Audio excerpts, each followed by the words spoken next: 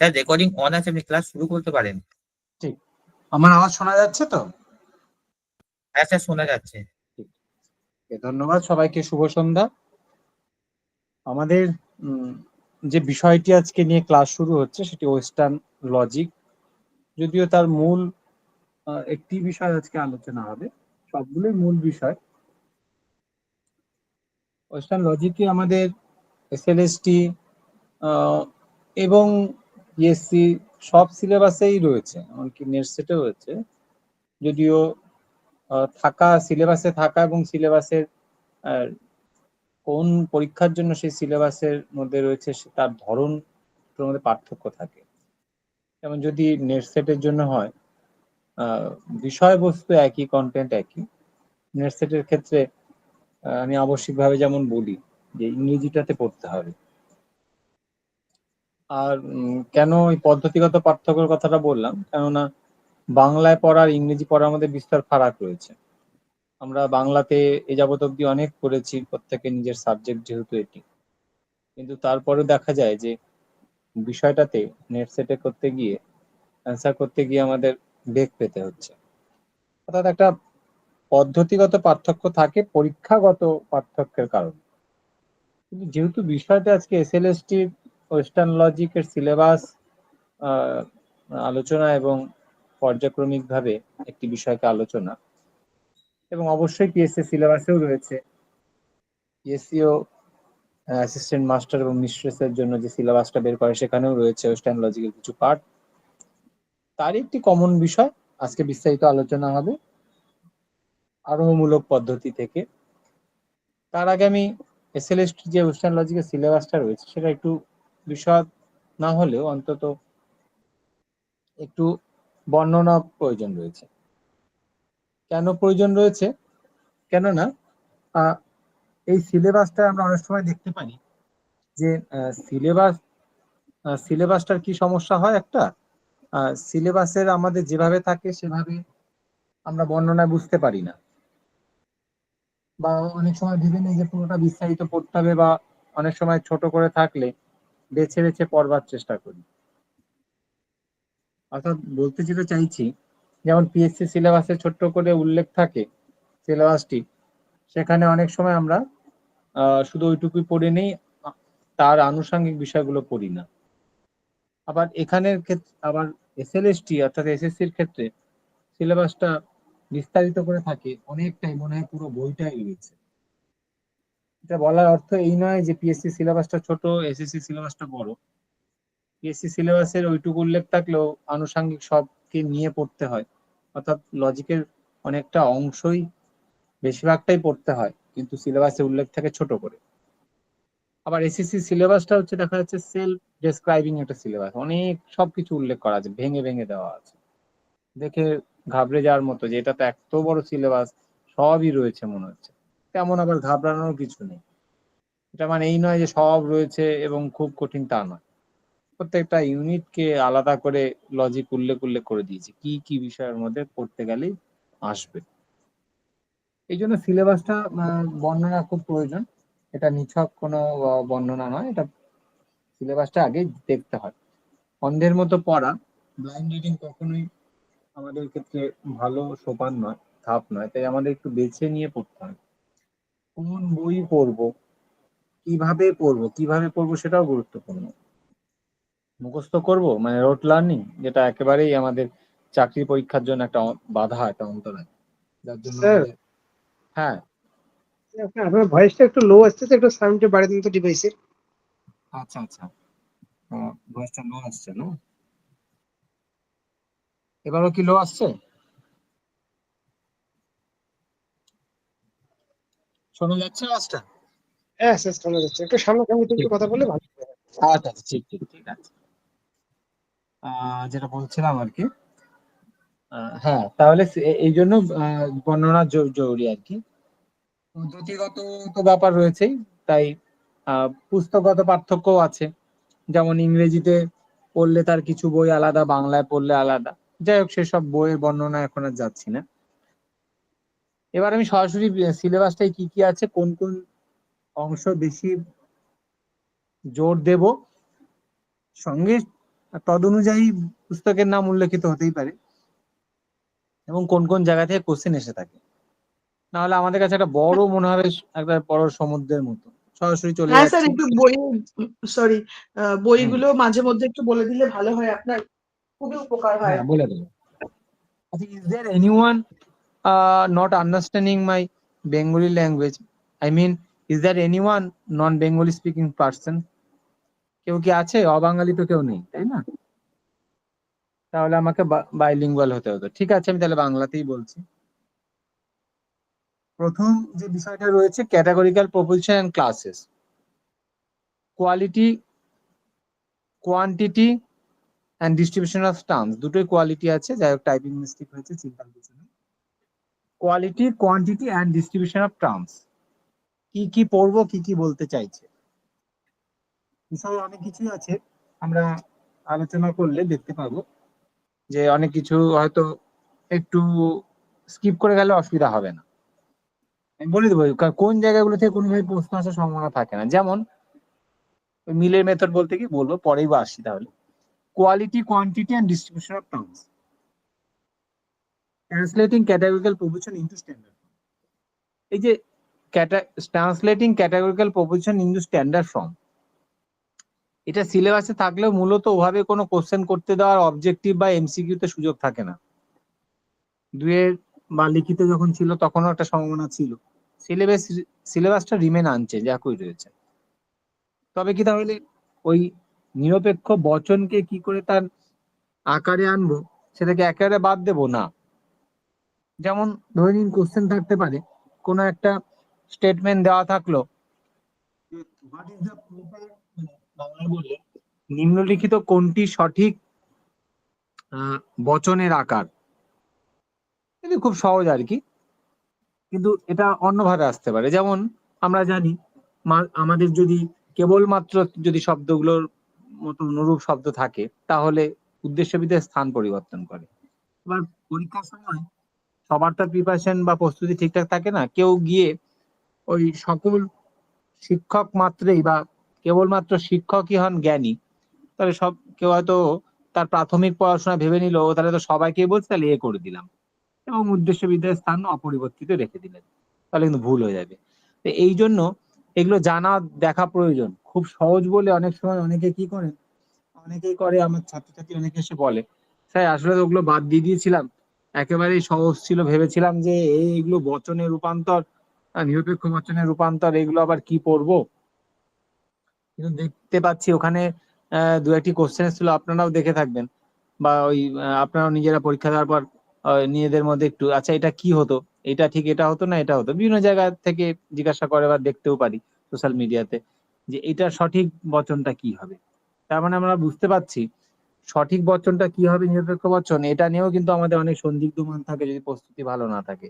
তাই আমাদের অবশ্যই পুস্তক থেকে হোক এবং ক্লাস থেকে হোক, যেগুলো আমাদের জরুরি তার মধ্যে গুরুত্বপূর্ণ একটি হচ্ছে বচনে রূপান্তর করা। অবশ্যই সহজ গুলোকে আমরা একবার দেখলেই হয়ে যাবে, কিন্তু বিশেষ বিশেষ যে নিয়ম বিধিগুলো রয়েছে, ব্যতিক্রম, সেগুলোকে কিন্তু বারবার দেখে যাওয়া। আর এটা ভুল হওয়ার প্রচন্ড সম্ভাবনা থাকে এবং একটা কোশ্চেন থাকেই। আর কি কি রয়েছে, কোয়ালিটি, কোয়ান্টিটি অনুযায়ী বচন কয় প্রকার, এইটা খুব সহজ। এটা আমার মনে হয় এখানে এমন কেউ নেই যে পারবে না।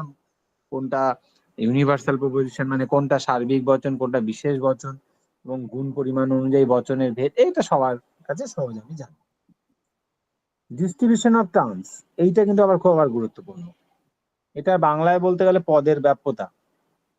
ডিস্ট্রিবিউশন মানে পদটার মধ্যে, এমনি বাংলাতে বিতরণ বোঝায়, পদটা কতটা ব্যাপ্য মানে কতটা ছড়িয়ে আছে। অর্থাৎ ওই যে কোন পদটি ব্যাপ্য কোন পদটি অব্যাপ্য, এটাও আমাদের কাছে সবার জানা।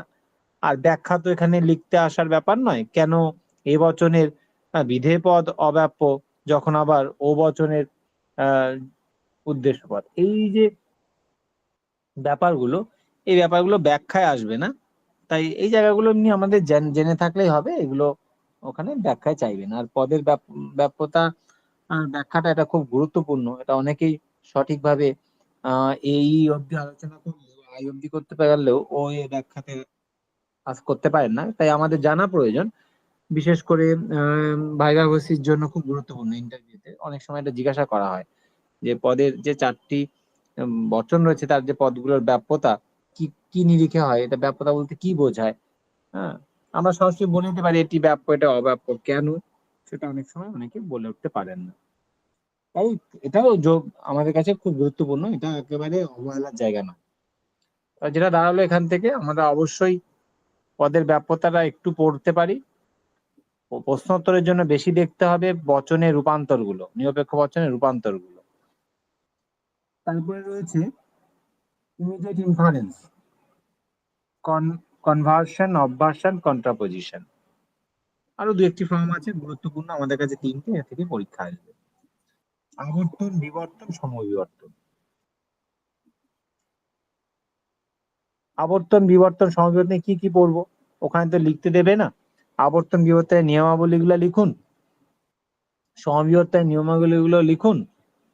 তবে যেটা আসবে সেটা হচ্ছে এই একটা কোনো একটা বচন দিয়ে নিম্নলিখিত কোনটি এ বচনের বা প্রদত্ত বচনের আবর্তিত বচন বা বিবর্তিত বচন। তখন যদি আমাদের খুব অভ্যাস অনুশীলন না থাকে, যেটা হবে, বা প্রস্তুতি যদি ভালো না থাকে, তখন আমাদেরকে আবার করতে বসতে হবে। কিন্তু কি বলতে চাইছে দেখি তো, এই বচনটা করলে এটা হচ্ছে, এটা করলে এটা হচ্ছে, এটা যদি বিবর্তন হয় তাহলে বিরুদ্ধ পদ, না আবর্তন আছে বিরুদ্ধ পদ, না এ থাকলে কি হবে, ই হবে, না এ থাকলে আই হবে, মাথাটা গুলিয়ে যাচ্ছে, আবর্তন বিবর্তন দুটো এক জায়গায় হয়ে যাচ্ছে। তাই খুব সহজ অংশ, আমি আবারও বলছি, আমি স্বীকার করছি, I admit that it's very easy and everyone knows that part. প্রত্যেকেই অংশটা জানেন, কিন্তু তারপরেও কিন্তু আমাদের বারবার অনুশীলন করে যেতে হবে, আমরা যাতে নিমিষের মধ্যে অ্যান্সার গুলো করতে পারি। অর্থাৎ এমন ভাবে করে যাওয়া যাতে করে এই অংশটা যদি আমাদের তাড়াতাড়ি হয়ে যায়, তাহলে বাকি যেগুলো অংশ আছে আমরা সময় দিতে পারবো। কন্ট্রাপোজিশনের এর ক্ষেত্রে একই কথা প্রযোজ্য।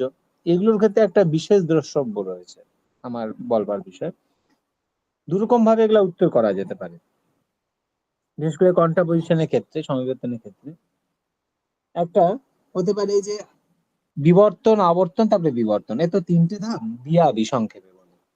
তাহলে প্রথমে বিবর্তন করবো, তারপরে আবর্তন করবো, তারপরে বিবর্তন করব, তারপরে তাহলে এটা অনেক সময় সাপেক্ষ। তাহলে আমাকে কি করতে হবে, যেহেতু আমরা for the sake of answer, giving answer, শুধুমাত্র উত্তরের জন্য আমরা প্রস্তুতিটা নিচ্ছি, অবশ্যই সার্বিকভাবে প্রস্তুতি নেব। যদি উত্তরটা সঠিক সময়ের মধ্যে না করতে পারি তাহলে সবই তো বৃথা। বলে আমাকে সরাসরি উত্তর করতে হবে, তাই আমি সরাসরি জেনে যাব বা এভাবেই দেখে যাব এই বচনের সমবিবর্তন কোনটি, ই বচনের কি, আই বচনের কি, ও বচনের কি, কোনটা সম্ভব নয়, কোনটা করলে সরাসরি কোন পদটি বিরুদ্ধ পদ হবে, স্থান পরিবর্তন করবে। সরাসরি এটা একটু মুখস্থই করতে হবে এই জায়গাটা, এটা কিন্তু আমি একটু স্বীকার করছি, আমি প্রথমেই বললাম। এটা না করে আমি জানি বিবর্তন, আবর্তন, বিবর্তন করে করা যাবে, কিন্তু সময়টা লাগবে, তাই না? এই সরাসরি যেহেতু আমাকে স্যার তার ওখানে একটু হ্যাঁ, বলুন। হ্যালো। হ্যাঁ স্যার, একটু ইন্টারাপ্ট করছি, বলছি যে স্যার আপনার সাউন্ডটা একটু থেকে থেকে অফ হয়ে যাচ্ছে, মানে কিছু শোনা যাচ্ছে না। তাই হ্যাঁ স্যার। এখন শোনা যাচ্ছে না? হ্যাঁ এখন নেটওয়ার্ক শোনা সমস্যা। যাচ্ছে, মানে কথা বলতে বলতে একবার করে পুরো অফ হয়ে যাচ্ছে, আবার আসছে এরকম। তাই না, ওই বড় সাউন্ডটা কেন নেটওয়ার্ক। স্যার তুলনামূলক ভাবে অন্যান্য দিনের তুলনায় সাউন্ডটা একটু লো আসতেছে, মানে বেশি কম শোনা যেতে, আমাদের ফ্যান ট্যান সব অফ করতে হচ্ছে আর কি। হ্যাঁ হ্যাঁ, আমার ঘরে ফ্যান চলছে, আসলে নেটওয়ার্কের সমস্যা হচ্ছে। একটু আমি কথা বলতে বলতে দেখি হেডফোন লাগানো যায় কিনা। হ্যাঁ ঠিক আছে, আমি কথা বলতে বলতে দেখছি। স্টুডেন্টদের যাতে এরকম প্রবলেম হচ্ছে, তোমরা হেডফোন ইউজ করো। একটু আপনারা একটু আপাতত হেডফোন লাগান, আমি দেখছি নিজেও একটা হেডফোন লাগিয়ে কিছু হচ্ছে কিনা। হ্যাঁ আচ্ছা, যেটা বলছিলাম, আবর্তন, বিবর্তন, সমবিবর্তন। সমবিবর্তনের ক্ষেত্রে যেটা আর কি গুরুত্বপূর্ণ কথা, একেবারে গুরুত্বপূর্ণ কথা, এরকম জায়গার ক্ষেত্রে কিন্তু আমাদের সরাসরি মুখস্থ করে যেতে হবে।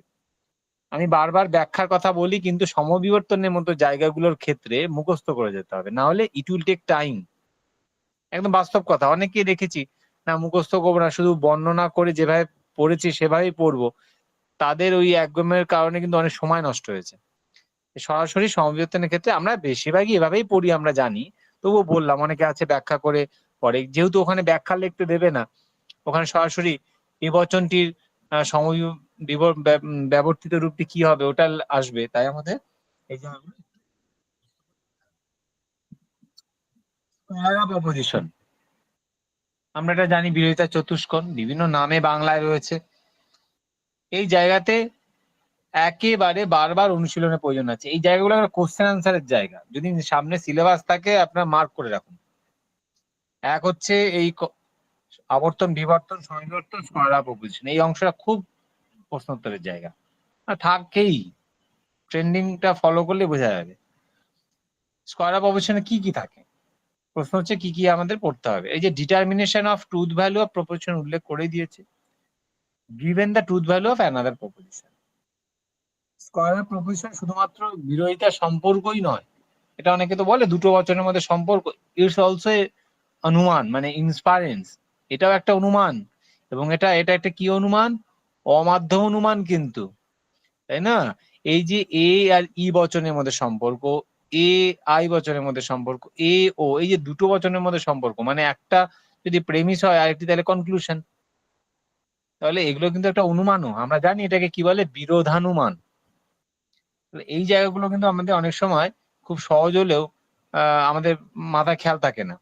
তাই এটা এখান থেকে যেটা আসে, দুটো পার্ট আসে। একটা হচ্ছে উল্লেখ থাকতে পারে যে এই বিরোধানুমান মানে বিপরীত বা বিরুদ্ধ, একটি এর অপর বচনটি কি হবে, নিম্নের 4টে বচনই দেওয়া থাকবে, অ্যান্সারটা করতে হতে পারে। দ্বিতীয় যেটা থাকে সেটা হচ্ছে ট্রুথ ভ্যালু। এটাকেও আমরা ট্রুথ ভ্যালু নির্ণয় করতে পারি অনেক করে করে করে সময় নিয়ে। আবার আর একটা উপায় রয়েছে, খুব সহজে করা যায়, সেটা কি, একটা ছক আর রয়েছে, চার্টের মতো রয়েছে, চার্ট থেকে আমরা সরাসরি আমরা উত্তর করতে পারি। কিন্তু একটা দেওয়া থাকে যে এটা সত্য হলে ওটা বাকি বচনগুলো কি হবে, ওটা আলাদা জিনিস। এবার আমরা সরাসরি যেটা করতে পারি, আমি যেটা বলতে চাইছি, একটা চার্টের মতো আছে, আমরা ক্লাসে পরবর্তী হাতে দেখতে পারবো। একটা চার্টের মতো করা যায়, সঙ্গে সঙ্গে টুকে নিতে পারি, টুকে নিয়ে ওই T F F F DD মানে ডাউটফুল বা সংশয়াত্মক করে নিয়ে সরাসরি অ্যান্সার করতে পারি। অর্থাৎ এই বচন সত্য হলে এই বচন কি হবে, ওখান থেকে আমরা মান বের করতে পারি। এটাকে বলা হচ্ছে ডিটারমিনেশন অফ ট্রুথ ভ্যালু।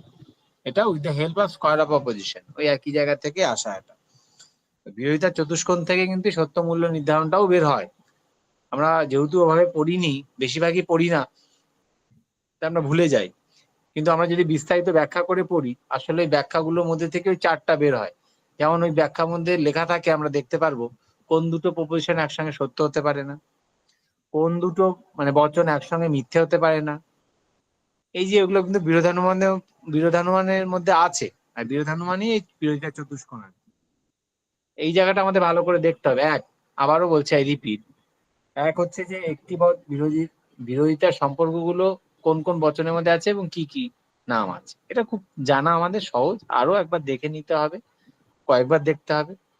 আর যেটা ভালো করে মুখস্থ করতে হবে নিমিষে উত্তর করবার জন্য, আপাতত মুখস্থই বলছি, কিন্তু এগুলো সব ক্লাসে বোঝানো হবে এবং বোঝানোরই জায়গায় বুঝে বুঝেই পড়তে হবে। কেন দুটো বচন একসঙ্গে সত্য হতে পারে না, আমাকে বুঝতে হবে।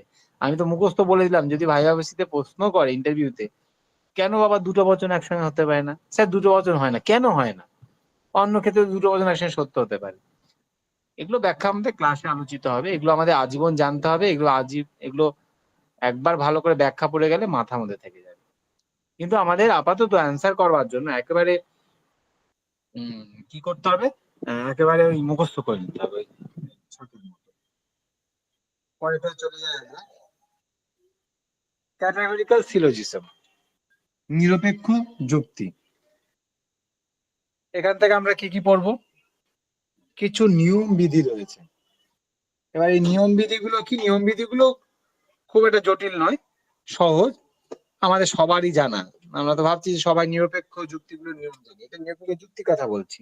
এর আগে বলছিলাম নিরপেক্ষ বচনের কথা, হ্যাঁ, বচনের রূপান্তর। এবার নিরপেক্ষ যুক্তিগুলো, যে যুক্তিগুলো নিয়মগুলো আছে সেগুলো, যেমন একটা উদাহরণ দিচ্ছি, যেহেতু ক্লাসে পরে তো বিস্তারিত হবে, এখন তো একদিনে সব বলা যাবে না।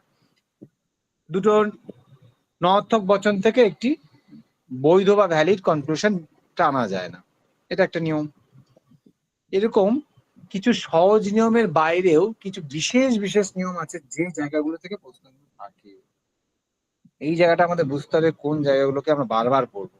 ব্যতিক্রমী জায়গা, একটু অন্য ধরনের জায়গা, যেমন প্রথমের বচনটি বিশেষ, পরেরটি নঅর্থক হলে বৈধ সিদ্ধান্ত টানা যায় না। এই যে এই বিশেষ ধরনের জায়গাগুলো, নিয়মগুলো, এইগুলোকে আমাদের পড়তে হবে। জেনারেল রুলস বলেছে, কিন্তু জেনারেলের মধ্যে এগুলো বিশেষ বিশেষ রুলস, এই জায়গাগুলোকে এক্সেপশনাল রুলস, এগুলোকে বারবার দেখতে হবে। আচ্ছা, ফ্যালাসিস গুলো কি আসছে? আমি বারবারই প্রতিবারই বলে থাকি, ফ্যালাসি হচ্ছে আমাদের প্রচুর রয়েছে। ওয়েস্টার্ন লজিকে আমাদের প্রচুর ফ্যালাসি রয়েছে। ইন্ডিয়ান লজিকে ফ্যালাসি তো আমরা জানি, হেত্তাবাস, সরি ফোন আসছে ওই জন্য বলে। আচ্ছা, কি যেন বলছিলাম, ইন্ডিয়ানে তো আমরা জানি যে হেত্তাবাস রয়েছে।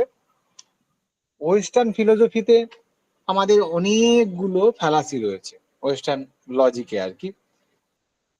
এই লজিক গুলো ও আমাদের কাছে যে ফ্যালাসি গুলো আছে, ফ্যালাসি গুলো দুই ভাগে বিভক্ত আছে, ফর্মাল, ইনফর্মাল বা ভার্বাল, এবং অনেকগুলো আছে, অনেক অসংখ্য। তার মধ্যে গুরুত্বপূর্ণ কিছু ফ্যালাসি বা যেটাকে বলছি আমরা আমাদের ভ্রান্ত যুক্তি বা দোষ, সেগুলোকে দেখতে হবে।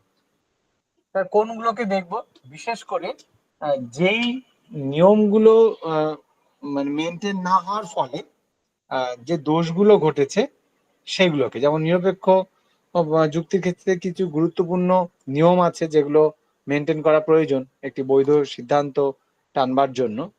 সেই যুক্তিগুলো মেনটেন না হওয়ার ফলে, সেই মানে নিয়মগুলো মেনটেন না হওয়ার ফলে, লক্ষিত না হওয়ার ফলে, অনুসৃত না হওয়ার ফলে যে দোষগুলো ঘটেছে ফ্যালাসি, সেগুলো বেশি গুরুত্বপূর্ণ। তার মধ্যে আমরা জানি, যেটা কথা বলতে চাইছি আপনারা বুঝতে পারছেন, একটা হচ্ছে অবৈধ, দুটো হচ্ছে অবৈধ, একটা হচ্ছে অব্যাপ্য। অবৈধ সাধ্য দোষ, পক্ষ দোষ, আর অব্যাপ্য হেতু দোষ। এগুলো খুব সহজ, তবু অনেক সময় দেখেছি এই সহজ জিনিসটা অনেকে অব্যাপ্য হেতু দোষ আর অবৈধ হেতু দোষ আছে ইচ্ছে করে অবৈধ হেতু দেশে উত্তর করে দিয়েছে। এগুলো আর কি মানে অলক্ষতার কারণ আমি বলবো, মানে হয়তো লক্ষ্য করা হয় না, তাই অবৈধ হয়, কোনটা অব্যাপ্যর জায়গা হয়। এটা সহজ তিনটে, যেগুলো জেনারেল রুলস ফলো না করবার কারণে ফ্যালাসি হয়। এছাড়াও ব্যতি রেখে, apart from this three fallacy, আরো অনেক ফ্যালাসিস রয়েছে তিনটে বাদ দিয়ে। যেমন চারিপদ ঘটিত, এটাও কিছুটা ওই একটি পদের দুটো অর্থের কারণে, এবং আরো ওই চারিপদের মতোই আরো দোষ রয়েছে। এই দোষগুলো আমাদের দেখতে হয়, ওখান থেকে একটা কোশ্চেন থাকে। এবার solving problem and proving theorem concerning the syllogism, এইটা যেটা বলতে চাইছি, আমি বলতেছিলাম না কিছু কিছু জায়গা আছে আমি চেষ্টা করলে কোশ্চেন আনা মুশকিল। যখন কোশ্চেন করেন তারাও মনে হয় খুব চাপে থাকে যে কি করে করবো, সব জায়গা থেকে কোশ্চেন আসে না, আসার মতো নয়। কিন্তু ওই যে জেনারেল রুলস গুলো দিয়ে আসে, যেমন এখানে যেটা বলতে চাইছে, ওই যে দুটো নঅর্থক বচন থেকে একটি বৈধ সিদ্ধান্ত টানা যাবে না দুটো নঅর্থক আশ্রয় বাক্য হলে, এটা একটা থিওরেম, উপপাদ্য, নিয়ম, এটার প্রয়োগ এবং এটা একটা যুক্তিতে আর কি প্রয়োগ করে তা দেখানো। বলছে প্রুভিং থিওরেম কনসার্নিং সিলোজিজম। তো এখানে তো করতে তার কিছু দেবে না, সিলেবাসটা তৈরি হয়েছিল, এখানে ওই উদাহরণ দেওয়া থাকলে সেই উদাহরণ থেকে আমাদের নিমিষে করে সমাধান করতে হবে যে কোন সমস্যাটা এখানে ছিল, কোন দোষটা হয়েছে আর কি। এইগুলো করতে গিয়ে আমরা বুঝতে পারবো যে দুটো তো দোষ আসছে, কোন দোষটা ধরবো। অনেক সময় এরকম প্রশ্ন থাকে, অনেকের কাছে এরকম নির্ণয় হয়ে যায় করতে গিয়ে, যেরকম তো দুটো দোষ বেরোচ্ছে, কোন দোষটা তাহলে আগে ধরবো, কি ধরবো। তো যাই হোক, সেগুলো পরে আলোচনা হবে। মোট কথা এই জায়গাটা থেকে আমাদের দেখতে হবে কিছু যে বইয়েতে পাতায় থাকা যে নিরপেক্ষ যুক্তির নিয়মগুলো থাকে অনেকগুলো, পরপর 1 2 3 4 করে, সেগুলো সবগুলোই দেখবো। শেষের দিকে থাকাগুলোই বরং বেশি করে দেখবো, ব্যতিক্রম বা এক্সেপশনাল গুলো যেগুলো একটু আছে। অনেক সময় আমরা প্রথমের দিকের গুলো পড়ি যে অবশ্যই একবার ব্যাপ্য হতে হবে হেতু পদকে, অবশ্যই যে পদ ব্যাপ্য হয়নি সিদ্ধান্তে ব্যাপ্য হতে পারে না, এগুলোই দেখে যায়, শেষের দিকে গুরুত্ব দেওয়া হয় না, কিন্তু সবগুলোকে দিতে হবে। পরের অংশ, Boolean interpretation of categorical proposition. বুলীয় ভাষ্য, এটার কিচ্ছু নয়, কিন্তু এখান থেকে কোশ্চেন থাকে, খুব সহজ জায়গা। তার আমার কাছে একটু ক্রিটিক্যাল লাগে বোঝার ক্ষেত্রে, যখন বুঝতে চাওয়া হয় বা বুঝতে চায় তখন একটু কঠিন লাগে। এখানে বুলীয় ভাষ্যগুলো আসলে জানতে হবে, যেমন ওই এ বচনের বুলীয় রূপ কি, ই বচনে বুলীয় রূপ কি, আয়ের কি, ওর কি, এটা আমরা সবাই মুখস্থ করে হয়তো নেই, কিন্তু এর একটা প্রেক্ষাপট আছে, কারণ আছে, কারণ সবগুলো আমাদেরকে জেনে রাখতে হবে। সেটা কেন জানা প্রয়োজন? বুলীয় ভাষার মধ্যে শুধুমাত্র ইচ্ছে করে ওটা র্যান্ডমলি কোনো বুলীয় রূপ নয়, ওই ভাষ্যের মধ্যে নিহিত রয়েছে, ইট ইস লেইড অন দেয়ার, যে what are the terms distributed. ওইটা থেকেও আমরা বুঝতে পারি কোন পদটি ব্যাপক অব্যাপ্য, এবং ওর মধ্যে আরো বোঝা যায় যে এটা এখানে একটা নতুন এখানে কনসেপশন লুকিয়ে থাকে, আরো একটা অতিরিক্ত তথ্য থাকে, সেটা হচ্ছে শূন্য গর্ভ, অর্থাৎ ওই এমটি ক্লাস, নন এমটি ক্লাসের কনসেপ্ট। শূন্য গর্ভ শ্রেণী বা শূন্য গর্ভ শ্রেণী নয়, সাধারণ শ্রেণী, এগুলো একটা অর্থ কিন্তু নিহিত থাকে। তো এই বুলীয় রূপ দিয়ে আমাদের মানে বুলীয় ভাষ্য বা বুলীয় রূপ দিয়ে আমাদের ওগুলোকে পূরণ করা সম্ভব হয়। যেমন ভূতনের ক্ষেত্রে বুলীয় ভাষ্য কি হবে, সেইটা শূন্য গর্ভ হবে না কি ধরনের শ্রেণী হবে, সেটা কিন্তু আমাদের অর্থ বের করে। তো যাই হোক, এই ভেন ডায়াগ্রামের সঙ্গে আমাদের ক্লাস কনসেপ্ট একটা বাড়তি তথ্য আসে, এখানে হয়তো উল্লেখ নেই, কিন্তু আমাদের জানতে হবে। এবং বলে রাখি, প্রশ্নোত্তর বরং ওই জায়গাটা থেকেই থাকে। ভূত নেই, এর বুলীয় রূপটি কি হবে, ভেন চিত্রটি কি হবে, নিচে অনেকগুলো বাক্স বাক্স করে থাকবে। আমরা তো পার্থক্য নিশ্চয়ই সবাই জানি, না হলে পরে আবার তো আলোচনা হবেই, যে বুলীয় ভাষ্য কি আর ভেন চিত্র কি। বুলীয় ভাষ্য ওই যে S P bar not equal বা ইকুয়াল 0, যার দ্বারা বোঝা যাচ্ছে যে শূন্য এর কোনো সদস্য আছে কি নেই, শূন্য শ্রেণী না অশূন্য শ্রেণী, বুলীয় রূপ। আর ভেন চিত্রটা কিন্তু ওই যে চিত্র, মানে গোল করে জগতের কনসেপ্ট, গোল মানে জগতের ধারণা, তাকে লিমিটেড করে দিলে তার চারিপাশে আবার একটা দাগ দেওয়া হয়, তারও কারণ রয়েছে, ব্যাখ্যা রয়েছে, ভেন চিত্ররূপ। এই জায়গা থেকে বরং এটা কিন্তু উল্লেখ নেই, মানে এর মধ্যে আছে, উল্লেখ নেই, সবকিছু উল্লেখ থাকবে না, need not to be mention elaborately, সবসময় প্রয়োজন নেই ব্যাখ্যা করে উল্লেখ করে থাকা, কিন্তু এটা কিন্তু এর মধ্যে নিহিত আছে। এর মধ্যে নিহিত আছে যে ওই ভূত নেই, এর ভেন চিত্র কি হবে, বুলীয় ভাষ্য কি হবে, আমাদের দেখতে হবে, ওগুলোই প্রশ্ন থাকে। বরং use of Venn diagram to test the argument of validity, এই যে জায়গাগুলো আমি বলতে চাইছি, এই জায়গাগুলো থেকে প্রশ্ন আসার শত চেষ্টা করে প্রশ্ন সেটার পেপার সেটাররা পেপার মানে কোশ্চেন সেট করতে পারবেন না প্রফেসররা। ছোটখাটো করা যায় না এমন নয়, যে দেওয়া থাকলো দুটো রূপ, সেই দুটো রূপ থেকে নিচের কোনটি সিদ্ধান্ত হবে বা কোনটি ভেন চিত্র হবে সেটা দেওয়া যেতে পারে, একটা যুক্তি দিয়ে দিল, যুক্তি দিয়ে নিচে দেখিয়ে দিল যে কোনটি মানে ভেন ডায়াগ্রাম হবে of the following given argument, দেওয়া থাকতে পারে প্রদত্ত যুক্তিটির ভেন চিত্র কি হবে, ভেন চিত্রের রূপটা কি হবে, আসতেই পারে। তো একদম আসবে এমন নয় না, মানে একেবারে যেই জায়গাগুলো আসবে, মানে ব্যাখ্যা লিখতে দেবে না ঠিকই, কিন্তু আমাদের তো ব্যাখ্যা দেখতেই হবে, মানে ব্যাখ্যা তো বাদ আর দেওয়া যাচ্ছে না, তাই না? সবই তো আমাদের জানতে হচ্ছে, শুধু আমাদের লিখতে হচ্ছে না তাই, মানে ব্যাখ্যা আমাদের লিখতে হবে না, কিন্তু জানতে তো হবে। পুরো ব্যাখ্যা করে আসার পর, মানে পুরো লজিক করে আসার পর শেষের যে নির্যাসটুকু, সেই নির্যাসটুকু বা শেষ অংশটুকু তুলে তুলে কোশ্চেন হয়। অবজেক্টিভের ক্ষেত্রে যেটা করে, বড় কোশ্চেন গুলো যেখান থেকে কোশ্চেন করা যায় না, সেগুলাকে একটা কৌশলে কোশ্চেন করতে হয়। যেমন এই যে ভ্যালিডিটি নির্ণয়, নিশ্চয়ই তো ওখানে অবজেক্টিভে ভ্যালিডিটি নির্ণয় দিতে আসবে না, তাহলে কেমন করে আসবে? পুরো যুক্তিটিকে সাজিয়ে ধীরে ধীরে স্টেপ বাই নামতে নামতে যেটা লাস্ট অংশ, মানে একবার ভেন চিত্র এবং সেখানে চিত্রায়িত করা, সেই অংশটুকু তুলে দেবে, এবং সে কনফিউজ করার 2-3টির সঙ্গে একটি সঠিকটা তুলে দিয়ে বলা হবে যে কোনটি হচ্ছে সঠিক রূপ। অর্থাৎ পুরোটাই আমাকে জানতে হচ্ছে, শুধু লিখতে হচ্ছে না, ব্যাখ্যা আমাকে পুরোটাই কিন্তু পড়তে হচ্ছে।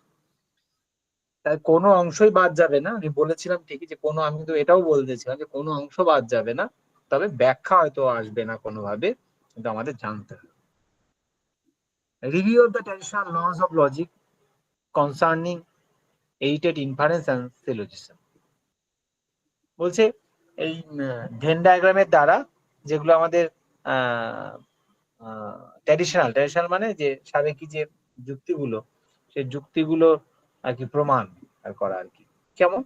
ওই যে আমাদের সংস্থান মূর্তি, প্রথম সংস্থানে বারবার হয়তো সেটাকে ভেন ডায়াগ্রামের মাধ্যমে প্রমাণ, এভাবেও আসতে পারে। পরীক্ষার সময় কিভাবে আসবে? এভাবে তো আর বললে আর লিখতে দেবে না, হয়তো দিয়ে দেওয়া হলো যে বারবার মূর্তিটি সঠিক ভেন চিত্রটি কোনটি হবে, ওটাই দেখে আমাদের অ্যান্সার করতে হবে, একদম ইনস্ট্যান্ট অ্যান্সারটা করতে হবে। Hypothetical and disjunctive syllogism dilemma, পাশাপাশি আমাদেরকে ওই নিরপেক্ষ যুক্তির পাশাপাশি আরো দু প্রকার যুক্তি যে রয়েছে সেগুলো দেখতে হবে, একটা বৈকল্পিক, একটা প্রাকল্পিক। এই যুক্তিগুলো অল্প করে কিন্তু আমাদের দেখে যেতে হবে, এটা যদি তবে এবং অর দিয়ে যেগুলো আছে, এর মধ্যে আরো অনেক বিষয় নিহিত থাকে, যেমন অরের দুটো অর্থ কোনটি, বিসংবাদী অবিসংবাদী, হ্যাঁ এগুলো কেন, সেটার ব্যাখ্যা। আবার হাইপোথেটিক্যাল সিলোজিজমেও তাই, প্রাকল্পিকের ক্ষেত্রেও জয়িতবের ক্ষেত্রে কোনটা পূর্ববর্তী কোনটা অনুবর্তী ঘটনা, সেই অনুযায়ী তাদের আবার প্রকারভেদ আছে আমরা জানি একটা, এবং সেই তার নিয়ম আছে, প্রাকল্পিক বৈকল্পিকের নিয়ম, সেই নিয়ম মেনটেন না হলে তাদের আবার দোষ বেরোবে, যেমন বিকল্প স্বীকারজনিত দোষ। আবার দাঁড়াচ্ছে ওইদিকে আমাদের প্রাকল্পিকের ক্ষেত্রে সেটা ওই আমাদের দুটো ধরন আছে, এমটি আর এমটি জানি আমরা, সেইটার ক্ষেত্রেও একটা বিষয় রয়েছে। এই যে নিয়ম, প্রাকল্পিক এবং বৈকল্পিকের নিয়মগুলো, এবং সেই নিয়মগুলো মেনটেন না হলে যে দোষগুলো বের হয়, সেগুলো আমাদেরকে জানতে হবে। সিলেবাসের মধ্যে হয়তো শুধু ওইটুকু উল্লেখ থাকবে প্রাকল্পিকের ক্ষেত্রে, পূর্বকে স্বীকার করে অনুগকে অস্বীকার, বা অনুগকে অস্বীকার করে পূর্বকে অস্বীকার, কিন্তু উল্টো করলেই আমাদের যে দোষগুলো, সেই দোষগুলোর কি নাম, সেগুলো জানতে হবে। ট্রুথ ফাংশন,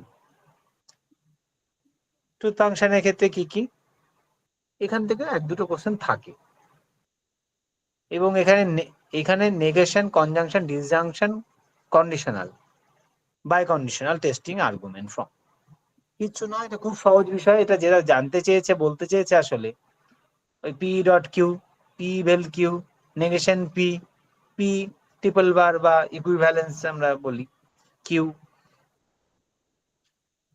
বা পি ইমপ্লাইজ কিউ, কন্ডিশনাল। এই যে যতগুলো ফর্ম আছে ট্রুথ ফাংশনাল ফর্মস, এই ফর্মগুলোর ট্রুথ ফাংশনাল কি হবে, ট্রুথ ফাংশন কি হবে সেটা জানতে হবে। ট্রুথ ফাংশন ফর্মগুলো ট্রুথ ফাংশন কি হবে সেটা জানতে হবে। যেমন P implies Q, P and Q যদি উভয় ট্রু হয়, তাহলে এর ফর্মটা কি হবে, এর এক্সাক্ট ট্রুথ ফাংশন ফর্মটা কি হবে, ভ্যালিডিটি, এর ভ্যালুটা কি হবে, ট্রু অর ফলস। এই জায়গাগুলো আমাদেরকে দেখে নিতে হবে। এখানে অনেক কনফিউশন আসে আমাদের ক্ষেত্রে, যেমন ইকুইভ্যালেন্সের ক্ষেত্রে দুটো ফলস হলেও ট্রু, দুটো ট্রু হলেও ট্রু। আবার ডিসজাংটিভের ক্ষেত্রে দুটো ফলস হলে ফলস। এই যে অনেক সময় আমাদেরকে কনফিউজ করে দেয় পরীক্ষার সময়, ইকুইভ্যালেন্স হলো দুটো ফলস হলে কি আদৌ ট্রু ছিল, নাকি শুধু ট্রুতেই ট্রু ছিল, ফলসে ফলস ছিল, আমরা বুঝতে পারি না। তো এই জন্য এই জায়গাগুলো বারবার দেখে যাওয়া। Truth table method, method of resolution, shorter table to technique, deductive and abstraction. একবারে বলছে এগুলো কিচ্ছু নয়, এগুলো করতে দিলে অনেক কিছু ছিল, কিন্তু না করতে দেওয়ার ফলে তেমন কিছু এগুলো আসে না।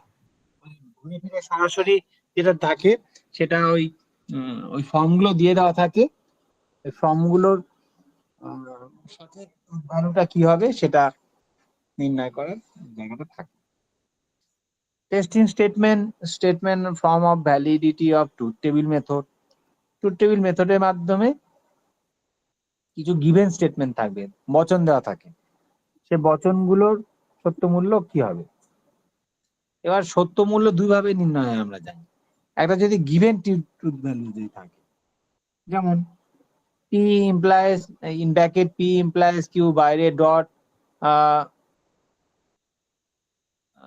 আর তারপরে আবার সেকেন্ড ব্র্যাকেটের মধ্যে পুরোটাকে রেখে ভেল এস এই যেরকম করে একটা বড় একটা বচন করলো, সেখানে বলে দেওয়া হলো পি এর মান এটা হলে, পি কিউ আর মান এটা হলে, আবার সঙ্গে এবি দেওয়া ছিল হয়তো, এবিসি এর মান এটা হলে মানে ফলস হলে এটার ভ্যালু এর ট্রুথ ভ্যালু কি হবে, এটা একটা থাকে, এটা গিভেন ট্রুথ ভ্যালু থেকে মান বের করা যায়। আর একটা কি হয়, সরাসরি বলে দেওয়া থাকে যে বচনটি এটা কি হবে, বচনটা তখন আমাদের ওই ট্রুথ টেবিলে করতে লাগে, ওটা ট্রুথ টেবিল মেথড থাকে।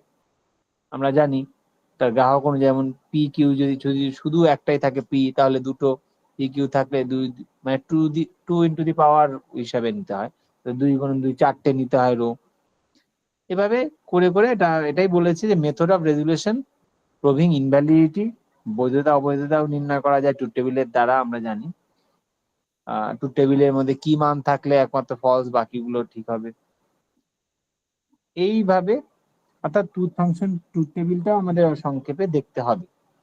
করতে বড় কিছু দেওয়া থাকবে না, কিন্তু ওই কোরের একদম শেষ অংশটাই তুলে দেওয়া থাকবে, সঠিকটা কিভাবে নির্বাচন করো, এটা একদম সহজ মনে করে একদম স্কিপ করে গেলে হবে না। এই জায়গাগুলো একটু কম সময় লাগবে। এবার কোয়ান্টিফিকেশন, এটা আমি দেখেছি দীর্ঘ অভিজ্ঞতা, এটা বেশিরভাগই অনেকে বাদ রাখেন, অনেকের কাছে জানি না কি কঠিন লাগে কিনা। আমার কোশ্চেনও খুব একটা হয়তো থাকে না, অনেক সময় কোনো বছর থাকে না বলে। আমার বলার অর্থ এই নয়, আমি এর দ্বারা এটা বলতে চাইছি না যে পরিমাণক মতবাদটা মানে কোয়ান্টিফিকেশন এটাকে বলা হয়, কোয়ান্টি থেকেই মানে কোয়ান্টিটি থেকেই কোয়ান্টিফিকেশন, এক এক বই এক একটা বাংলা লেখা থাকে। পরিমাণক তত্ত্ব, পরিমাণক মতবাদ, এর দ্বারা ভ্যালিডিটি ইনভ্যালিডিটি প্রুভিং সবকিছুই আছে। এর যে বাড়তি তথ্যগুলো বাকি যেগুলোর থেকে পৃথক করে, concept of UI, EI, EG, UG, এগুলোকে কিন্তু আমাদের বরং দেখতে হবে অবজেক্টিভ কোশ্চেনের ক্ষেত্রে। বরং করে দেওয়ার অ্যান্সারের ক্ষেত্রে এগুলো আমাদের খুব একটা লাগতো না, আমরা সরাসরি ইআই, ইউআই, ইজি, ইউজি করে ভ্যালিডিটি সলভের দিকে যেতাম। এখন যেটা দাঁড়াচ্ছে, আমাদের তথ্য একটু ভেতরে ভেতরে জানতে হবে, ফুল ফর্মটা কি, কনফিউজ করে দেওয়ার জন্য আমাদেরকে কিন্তু অন্যরকম থাকতে পারে। এই তাই পরিমাণক মতবাদটাকেও আমাদেরকে এখন একটু পড়তে লাগবে। আর একদমই আমি বলবো এটা কোনো বাদ দেওয়ার বা স্কিপ করে যাওয়ার কোনো কিছু নেই, খুব সহজ বিষয়, একেবারেই জেনারেল লজিকের মতোই। সঙ্গে ওই ইআই, ইউআই এর তথ্যগুলো আমাদের কাছে কোনোটা কঠিনের নয়, সিম্বলাইজেশন করা আর কি, আর কিছুই নয়।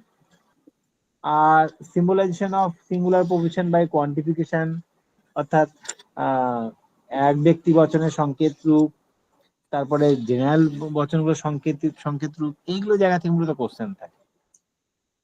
এগুলো পরে বিস্তারিত আলোচনা হবে, একদিনে আলোচনা করতে গেলে হয়তো পুরোটা এমনি আলোচনা হবে না। যেমন আমরা জানি সক্রেটিস, ফিলোসফার, বা এক ব্যক্তি বচনগুলো যেমন সিএস, বিএস, ক্যাপিটাল হাতের সিবি নিয়ে স্মল এর এক্স, এই যে এই এক ব্যক্তি বচনগুলোর রূপটা কি আসে কোয়ান্টিফিকেশনে, একমাত্র কোয়ান্টিফিকেশন একটা ভিন্ন রূপ দেয়। তারপরে জেনারেল বচনগুলোর কি দেয়, এক ব্যক্তি বচনের ক্ষেত্রে আমরা এক্স বসাই না, কিন্তু আবার জেনারেল বচনগুলোর ক্ষেত্রে এক্সটা আসে আমাদের, মানে ওই অল ভ্যালু সাব ভ্যালুর আর কি, আমরা ওটাকে এক্স হিসেবে করছি। এই যে এই জায়গাগুলো আর কি, এই জায়গাগুলো বাকিদের ক্ষেত্রে একটু পার্থক্য, বাকি লজিক গুলোর ক্ষেত্রে। তাছাড়া একই বিষয়, মূল জায়গাটা একই, শুধু এই সিম্বলাইজেশনটা মানে এক ব্যক্তির ক্ষেত্রে অন্যরকম, সাধারণ বচনের ক্ষেত্রে অন্যরকম, অল ভ্যালু সাম ভ্যালুর ব্যবহারটা, এবং যখন ভ্যালিডিটি নির্ণয় করি সেখানে তখন ইউআই, ইআই, ইজি, ইউজি যে ব্যবহার করি, যদিও আমাদের এখানে করতে দিতে আসবে না, যার ফলে আমাদের ওগুলো টোকার ব্যাপার আসবে না, কিন্তু আমাদের তো জানতে হবে কখন কখন বসে, ফুল ফর্ম কি, কোয়ান্টিফায়ার গুলো কোনগুলো, এখানে অনেক টার্ম আছে যাদের জানতে হবে। মোট কথা আমি যেটা দেখেছি, এই কোয়ান্টিফিকেশন লজিক ক্ষেত্রে অনেক টার্মের মানে জানতে হবে, কোনটা গ্রাহক, কোনটা মূল্য মানে কোনটা ভ্যালু, কোনটা মানে সাবস্টিটিউশন কোনটা ইনস্ট্যান্সিয়েশন, কোনটাকে কি বলে, এই টার্ম গুলোই থেকেই মূলত এই যারা কোশ্চেন থাকে। আর এই টার্ম গুলোই দেখা যাচ্ছে অনেকে ক্লিয়ার হচ্ছে না। ভ্যারিয়েবল কোনটা, কোনটা ভ্যালু কোনটা, কোনটা গ্রাহক কোনটা, স্টেটমেন্ট ফর্ম কোনটাকে বলে, এই জায়গাতে কিন্তু এই জায়গাটা ক্লিয়ার করতে হবে, এই জায়গাটা জানতে হবে। বড় হাতের ছোট হাতের PQRS থাকলে কি হয়, বড় হাতের ABC ওগুলোকে কি বলে, কোনটা পরিবর্তনশীল, এই জায়গাগুলোকে আমাদের ক্লাসে আলোচনা হবে। অ্যানালজি অ্যান্ড প্রবাবল ইনফারেন্স, এই জায়গাগুলো একটু সহজ জায়গা। এই জায়গাগুলো থেকে তেমন কোশ্চেন থাকে না, শুধু উদাহরণ দেওয়া থাকে। উদাহরণটা ধরতে হয় যে মন্দ উপমা না ভালো উপমা, আর তেমন কিছু থাকে না। ওই সাদৃশ্যমূলক অনুমানের ধরনটা একটু পড়লে, আর একটু মানদণ্ডগুলো, অ্যাপ্রাইজিং অ্যানালিটিক্যাল আর্গুমেন্ট, মানে কোন কোন মানদণ্ডগুলোর দ্বারা সাদৃশ্য অনুমান বৈধ অবৈধ নির্ণীত হয়। বৈধ অবৈধ তো নয় আসলে, সম্ভাব্য, বেশি সম্ভাব্য, কম সম্ভাব্য, এগুলো নির্ণীত হয়, মন্দ বা ভালো হয় কোন কোন মানদণ্ড পূরণের ফলে। এই জায়গাগুলো একটু দেখে যাওয়া। মূলত এখান থেকে ওই যা দেখেছি কোশ্চেন ওই একই রকমই থাকে, উদাহরণ দেওয়া থাকে। এটা কি ধরনের উপমা যুক্তির উদাহরণ, এটা নির্ণয় করা একটা থাকে। Causal connection and Mill's method of experimental inquiry, the meaning of cause, doctrine of plurality of cause, এইটা একটা খুব গুরুত্বপূর্ণ। মূলত আজকের পিপিটিতে এটাই ব্যাখ্যা হবে, বড় করে করা আছে। তারপরে দেখা যাচ্ছে হাইপোথেসিস। আমি আসলে শেষ থেকে শুরু করেছিলাম 8-এর। আর হাইপোথেসিস খুব একটা প্রশ্নোত্তরের জায়গা নয়, ওটা এমনি হয়তো একটু আলোচনা করলে বোঝা যায়। সায়েন্টিফিক, বৈজ্ঞানিক, অবৈজ্ঞানিক ব্যাখ্যা আর কি, এই জায়গাগুলো আছে। এখান থেকে খুব কদাচিৎ কোশ্চেন এসে যায়, খুব কম আসে। এই জায়গা থেকে বৈজ্ঞানিক পদ্ধতির যে স্তরগুলো আছে, সেই মানে যে বিজ্ঞান এবং যে প্রকল্পের যে জায়গাগুলো, হাইপোথেসিস, সায়েন্টিফিক, আনসায়েন্টিফিক, এখান থেকে খুব কমই কোশ্চেন আসছে, খুব একটা বেশি আসেনি। এটা মূলত একটা আলোচনামূলক একটা জায়গা, এই লজিকের অংশটা। বৈজ্ঞানিক ব্যাখ্যা ও তার প্রকল্পের ব্যাখ্যা, এগুলো সব মূলত একটা আলোচনামূলক, বর্ণনামূলক একটা জায়গা। বৈজ্ঞানিক অবৈজ্ঞানিক ব্যাখ্যার মধ্যে পার্থক্য, মাঝে সাঝে এক দুটো করে কোশ্চেন আসে, দেখানো যে উক্ত আলোচনাটি বা ব্যাখ্যাটি নিম্নের কার ক্ষেত্রে প্রযোজ্য, বৈজ্ঞানিক না অবৈজ্ঞানিক ব্যাখ্যা। এবং দু একটা সহজ কোশ্চেন, মানে এখান থেকে ওইভাবে অবজেক্টিভ কোশ্চেন চাকরি পরীক্ষার জন্য বের করতে গেলে মাত্র কয়েকটাই বেরোয়। ব্যক্তিগতভাবে আমিও দেখেছি ঘেটে এবং নিজে, যে খুব একটা প্রশ্ন এখান থেকে বের করা যায় না। করলে সেটা হয় খুব সহজ হবে, না হলে একেবারে ব্যাখ্যামূলক হয়ে যাবে। ওই জন্য হাইপোথেসিসটা একটু স্বল্প তো আলোচনা করলেই হয়ে যায়, একটু একবার পড়লেই হয়ে যায়। অর্থাৎ প্রকল্প বা বিজ্ঞানের আলোচনা একটা ব্যাখ্যামূলক জায়গা, এটা কোর লজিকের পার্টের মধ্যে আসে না, এটা আরোহমূলক মধ্যে ওই জন্য থাকে। তারপরের যে 8 নম্বরটা, সেটা খুব গুরুত্বপূর্ণ।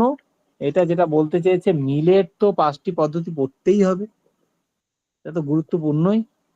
এবং এখানে আরো পড়তে হবে কজ কাকে বলে, কারণ কাকে বলে, এবং কারণের ব্যাখ্যা অনুযায়ী কি আসবে। কারণের ব্যাখ্যা অনুযায়ী শর্তের ব্যাখ্যা আসবে, শর্তের আলোচনা আসবে। কারণ কি, শর্তাবলী, শর্ত সমষ্টি, তার কি কি শর্ত হয়, তার আবশ্যিক, পর্যাপ্ত, আবশ্যিক, পর্যাপ্ত। এবারে শর্ত, কোন শর্তকে ধরলে, কারণকে কোন শর্ত বা শর্ত সমষ্টির রূপে ধরলে বহু কারণবাদ থেকে এগোনো যাবে। তাহলে বহু কারণবাদ কি, এক কারণবাদ কি। এই যে the doctrine of plurality of cause, একটা কার্যের কয়টা কারণ থাকে, কোন অর্থে, একটা কারণ থেকে একটা কার্য না, একটা কার্য থেকে একটা কারণ। এইখানে কিন্তু প্রচুর কোশ্চেন আছে, এখান থেকে কম করে অ্যাটলিস্ট দুটো কোশ্চেন কিন্তু থাকেই। একটা হচ্ছে মিলস মেথড, আর একটি হচ্ছে এই বহু কারণবাদ, এক কারণবাদ, মানে বলাই বাহুল্য শর্তর যে অংশ থেকে। এই মোটামুটি আর কি ব্যাখ্যা। এবার আমি বলেওছিলাম, একজন জিজ্ঞাসা করেছে বই, আমি বই আলাদা করে I don't have any bent towards any book. আমার কোনো নির্দিষ্ট বই থেকে কোনো ঝোঁক বা নেই, না থাকাই কারণ বা না উল্লেখ করাই সেই ক্ষেত্রে। অনেক সময় অনেকে বলেন যে আপনি কেন ওই বইটার নাম বললেন, ওটা বললেন না, ওই বইটার বিক্রি কম বেশির সঙ্গে সম্পর্কিত হয়ে যায়, অনেক সময় অনেক ছোটখাটো কথা বড় বিষয়। কিন্তু এটা আমাদের সম্পূর্ণ স্বাধিকার রয়েছে, বই ছাত্রছাত্রী কোনটা পড়ে বলাই যেতে পারে, আমি নির্দ্বিধায় বলি, বলি আমি। ওই কোনো কোম্পানি এলো প্লেসমেন্ট কপি দিল বলে ব্যক্তিগতভাবে কখনো টিউশনে পড়াইও না, এই জন্য ওইসব ভাবে আমি নির্দ্বিধায় বলি। তো তাই সেই ধারা মেনে আমি আজকেও বলবো কোন বইগুলো মানে এমনি কোন দিক থেকে ভালো। যদি ইংরেজি থাকতো তাহলে প্রথমেই আমি বলে দিতাম রমেশচন্দ্র মুন্সির হ্যান্ডবুক অফ লজিক বইটা খুব ভালো। উনারই আবার বাংলা বইও আছে রমেশচন্দ্র মুন্সির, সেই বইটা কিন্তু পড়া যেতে পারে।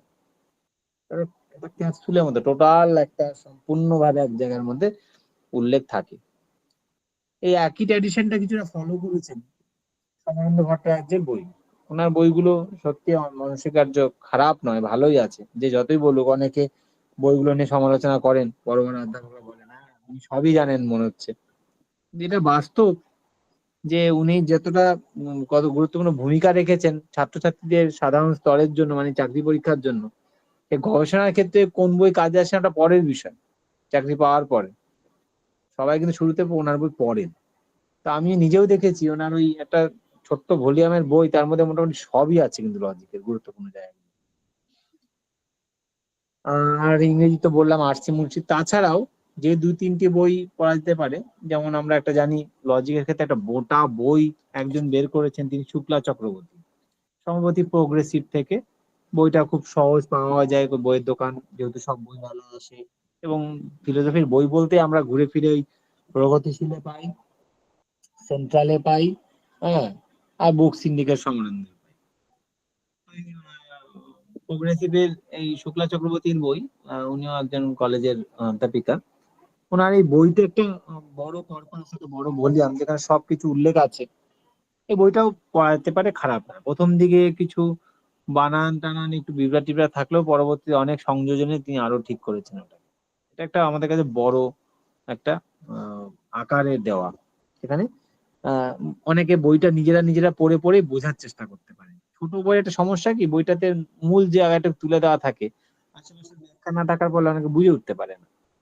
আর বড় বইয়ের আবার একটা সমস্যা কি, বড় বইয়ের সমস্যাটা হচ্ছে যে এত বড় থাকে যে পরীক্ষার সময় হঠাৎ করে আমি লজিকটা তো একদিনে একটু রিভাইজ দিতে চাই, তখন ওই বড় বই নিয়ে বসলে আমার মুশকিল হয়ে যায়। যদি না আমি হাইলাইট করে দাগিয়ে রাখি ক্লাসে থেকে থেকে যে কোন জায়গাগুলো আমি দেখে যাব। আর ছোট বইয়ের ক্ষেত্রে আমার সেদিকে সুবিধা, এই দুটোরই সুবিধা অসুবিধা আছে। এছাড়াও পশ্চিমবঙ্গ রাজ্য পুস্তক পর্ষদে থেকে প্রকাশিত হয় প্রথম খণ্ড দ্বিতীয় খণ্ডে, বিশেষ করে প্রথম খণ্ড এই সিলেবাসের জন্য খুব গুরুত্বপূর্ণ। রমাপ্রসাদ দাসের বই, রাজ্য আহ, পুস্তক পর্ষদ থেকে প্রকাশিত হয় বইটা। বইগুলো একটু ভ্যালু, মানে দামটা একটু বেশি হলেও বইগুলো খুব ভালো আর কি।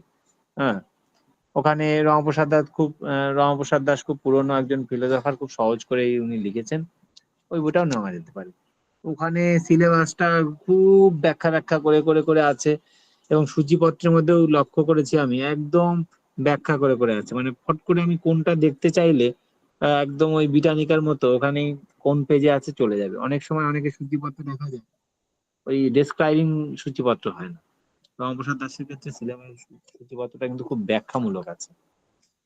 তাই এই দিক থেকে আমার এই বইটাকে খুব ভালো লেগেছে। যেটা আবার আহ, অন্যান্য সিলেবাসে পাবো না। যেমন আহ শুক্লা চক্রবর্তীর সিলেবাসে সূচিপত্র বর্ণনা আছে, কিন্তু পেজ ধরে ধরে অত বর্ণনা নেই সূচিপত্রটা। তাই বই আসলে লজিক যে কোনো একটা পড়াই যেতে পারে, নিজে যেটা ভালো লাগবে। সবচেয়ে ভালো কোনো স্থানীয় লাইব্রেরিতে গিয়ে, মানে বইয়ের দোকান বা সরকারি লাইব্রেরিতে গিয়ে বইটাকে দেখে নিয়ে তারপরে কেনা, বা কলেজ লাইব্রেরি বা বিশ্ববিদ্যালয় লাইব্রেরিতে দেখে নিয়ে তারপরে কেনা। নিজের কাছে অন্য বই ভালো লাগতেই পারে, তার ভাষাটা আমার কাছে সহজ লেগেছে। আমি কয়েকটা বইয়ের উদাহরণ দিলাম মাত্র, সব দিক থেকে সবগুলোর উদাহরণ দিলাম। হুম, যদি এই সিলেবাস এবং বই নিয়ে কারো কোনো প্রশ্ন থাকে নির্দ্বিধায় করা যেতে পারে, না হলে আমি মিলের মেথডটা আলোচনা যাবো।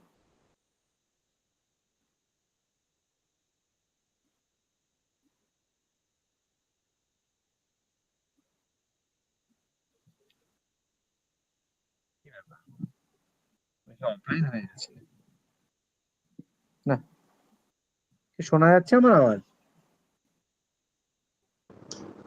হ্যাঁ স্যার। হ্যাঁ, ঠিক আছে। তাহলে বুঝে গেছে নিশ্চয়ই, আশা করি। তাহলে আমি এবার সরাসরি মিলের মেথডটা আলোচনা করি। আচ্ছা, তর্কবিদ জন স্টুয়ার্ট মিল।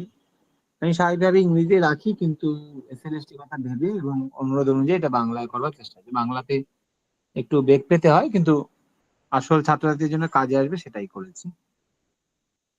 করা হয়েছে কন্টেন্টটা। এই মিলে পদ্ধতিগুলোর সব বইতেই আছে। বিভিন্ন বইগুলোর নাম উল্লেখ করলাম, আর বলছি না। অনেক বড় বড় করে আছে। এক একটা পদ্ধতি এক একটা ক্লাসে আলোচনা করা যায়, এক এক দিন এক একটা ক্লাস লেগে যায়। আমরাও নেই ক্লাস কলেজে, বুঝতে পারি। এখানে সেভাবে আলোচনা করব না, তার কারণ হচ্ছে সবাই ম্যাচিউর এবং সবাই অলরেডি পড়েই এসেছে। যে জায়গাগুলো আমি পরীক্ষার জন্য পড়তে হবে, যেভাবে আমি ব্যাখ্যা করে থাকি এ যাবৎ অব্দি চাকরি পরীক্ষার ক্লাসগুলো করেছি, সেভাবেই আমি কন্টেন্ট তৈরি করে আলোচনা করি। যে জায়গাগুলো শুধু দেখবো, যেগুলো পরীক্ষার জন্য লাগবে। এখানে তাই আমি বলে দিচ্ছি, মূলত বাস্তব উদাহরণ রাখিনি, সাংকেতিক উদাহরণ রাখিনি।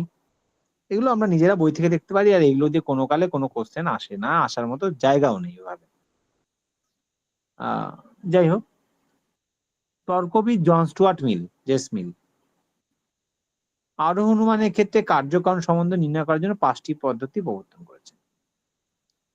কি জন্য করেছেন? মূলত কার্যকারণ সম্পর্ক নির্ণয়ের জন্য। আর এই 5টি পদ্ধতি আবিষ্কার ও প্রমাণের জন্য। অর্থাৎ কোনটি কার কার্য, কোনটি কার কারণ, তা আবিষ্কার ও প্রমাণের জন্য। প্রশ্ন থাকতে পারে, এক একটা করে বিষয় দিচ্ছি এবং কি প্রশ্ন থাকতে পারে বলে দিচ্ছিও। এটা তো এমনি দেওয়া হয়নি, আগেই বললাম। প্রত্যেকটা বিষয়ের একটা কোশ্চেন অ্যান্সার জায়গায় মাথায় রেখে। যে 5টি পদ্ধতি কি আবিষ্কার ও প্রমাণের পদ্ধতি?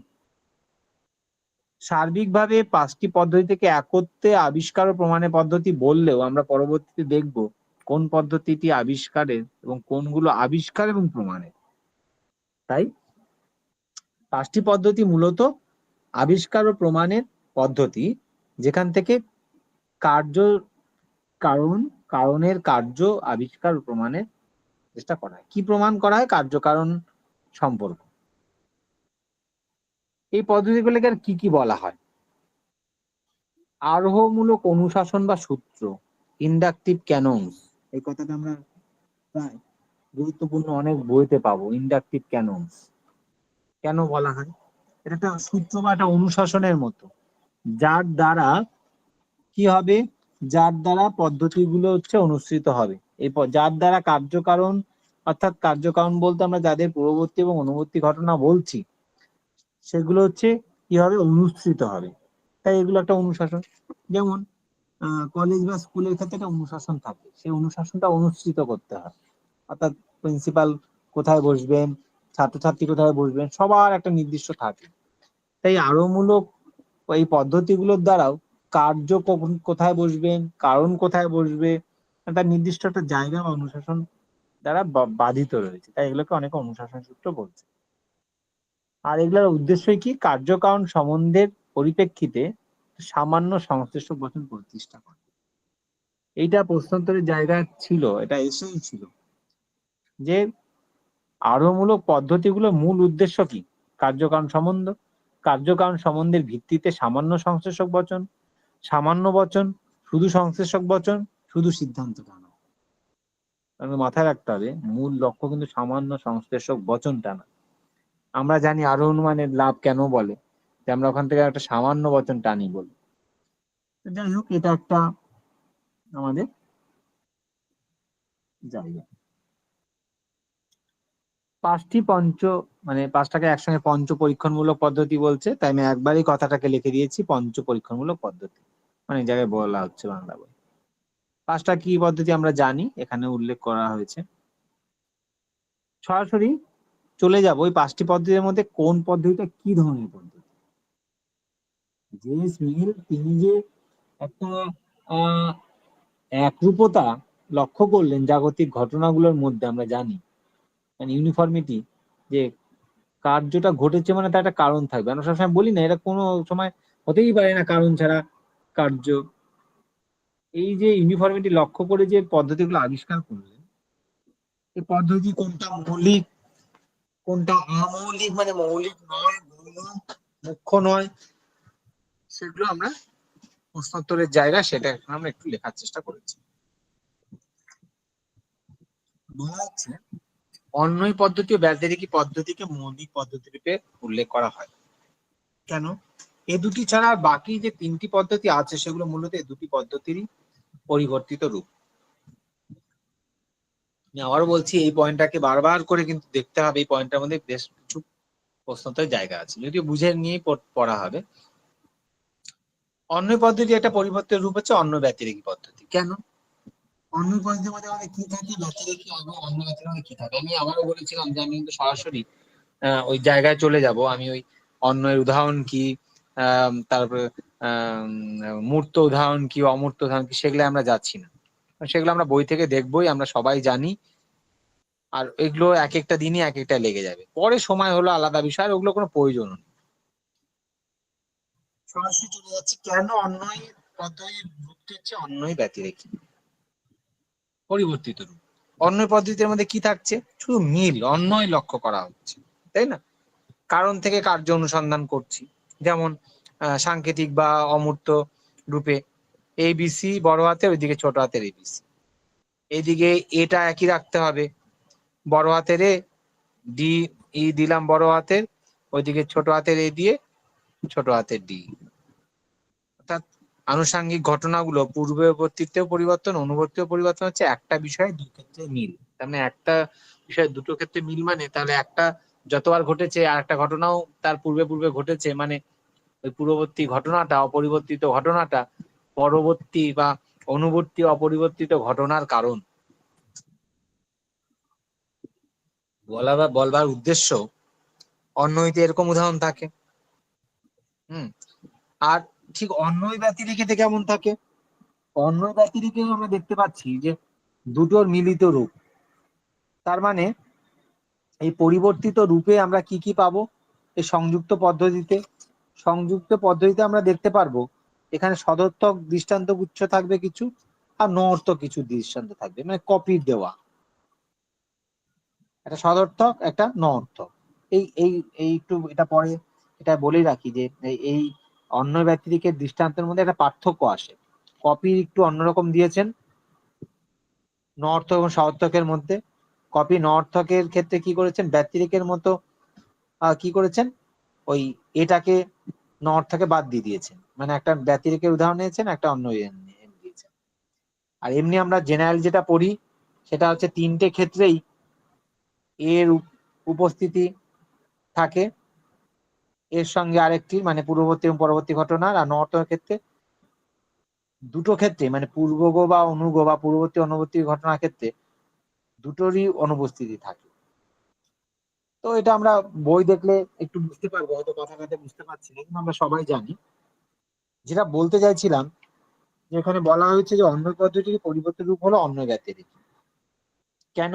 কারণ অন্যের ক্ষেত্রেও কি থাকছে, ওই একই রকম ভাবে তিনটে করে সম্ভাবনা থাকে। পূর্ববর্তী অনুবর্তী ঘটনার মধ্যে মিল লক্ষ্য করা হয়, ছোট হাতের এ বড় হাতের এ, মানে সাংকেতিকে দেওয়া হয়, তাহলে দুটোর মধ্যে কার্যকারণ সম্পর্ক আছে। অন্যের ক্ষেত্রে ওটা তো থাকছেই। আবার যেহেতু ব্যতিরেকি যৌথ বা সমন্বয় পদ্ধতি, তার ওই পদ্ধতিটাও চলে আসছে, যেখানে দেখা যাচ্ছে যে পূর্ববর্তী এবং অনুবর্তী ঘটনা বা পূর্বক বা অনুগর যে দুটো ঘটনা, বড় হাতের এ ছোট হাতের এ, বা এমনও হতে পারে সবসময় যে বড় হাতের এ ছোট হাতের এ হবে না, বড় হাতের এ আছে ওইদিকে ডি আছে, এমনও হতে পারে। সে দুটোর মধ্যে অনুপস্থিতি লক্ষ্য করা যাচ্ছে। তাহলে তাই বলা হচ্ছে যে অন্যই ব্যতিরেকি পদ্ধতিটা অন্য পদ্ধতি একটু পরিবর্তিত রূপ। একটা অংশ থাকছে অন্যের, আর সঙ্গে আরেকটা যুক্ত হচ্ছে। আবার স্বপরিবর্তন পদ্ধতি হলো ভিন্ন ভিন্ন অবস্থায় পরিপ্রেক্ষিতে কোনো কোনো ক্ষেত্রে অন্য পদ্ধতিতে পরিবর্তিত রূপ। কেন? স্বপরিবর্তনের ক্ষেত্রে আমরা কি করি? স্বপরিবর্তনের ক্ষেত্রেও ক্রমান্বয়ের পার্থক্য দেখাই। অর্থাৎ একদিকে যেমন দুটোরই বাড়ছে, আবার দুটোরই কমছে, মানে এটা দুটো রকম হয়। কখনো একটা জিনিস বাড়লে, হ্রাস হলে, একটা জিনিস মানে কম বৃদ্ধি পেলে একটা জিনিসে হ্রাস প্রায় মানে কমে। আবার কখনো দেখা যাচ্ছে একটা জিনিস হ্রাস পেলে একটা জিনিস বৃদ্ধি পায়। তো এটা দুটোই রয়েছে সহপরিবর্তনের ক্ষেত্রে, কিন্তু যেটা গুরুত্বপূর্ণ যে ওই পরিমাণগত এই আরোহ পদ্ধতিতে, কোথায় গেল, হ্যাঁ, পরিমাণগত আরোহ পদ্ধতিতে ওই অন্য পদ্ধতি পরিবর্তনের রূপই একটা পাওয়া যায়। কেন? ওই দুটোর একসঙ্গে সঙ্গে পরিবর্তন লক্ষ্য করা যায়। অন্য পদ্ধতিতে কি ছিল, দুটোর মধ্যে মিল ছিল, আবার দুটোর মধ্যে মিল দেখে দুটোর মধ্যে কার্যকারণ সম্পর্ক স্থাপন করা হয়েছে। স্বপরিবর্তনেও ঠিক একই রকম দুটোর মধ্যে মিল লক্ষ্য করা যাবে, মানে একটা বাড়ার সঙ্গে সঙ্গে আর একটা বাড়ছে বা কমছে, কিন্তু সমহারে। তাই এটা বলা যায় যে এই স্বপরিবর্তন পদ্ধতিতেও কিন্তু ভিন্ন অবস্থার ক্ষেত্রে অন্যই, আবার কোন সময় ব্যতিরেকী পদ্ধতি। কেন ব্যতিরেকী? ওই যে স্বপরিবর্তনে শুধুমাত্র দুটোই একসঙ্গে বাড়বে এমন নয়, অনেক সময় দেখা যায় পূর্বগ বাড়ছে অনুগ কমছে, বা পূর্বগ কমছে অনুগ বাড়ছে, তাই না?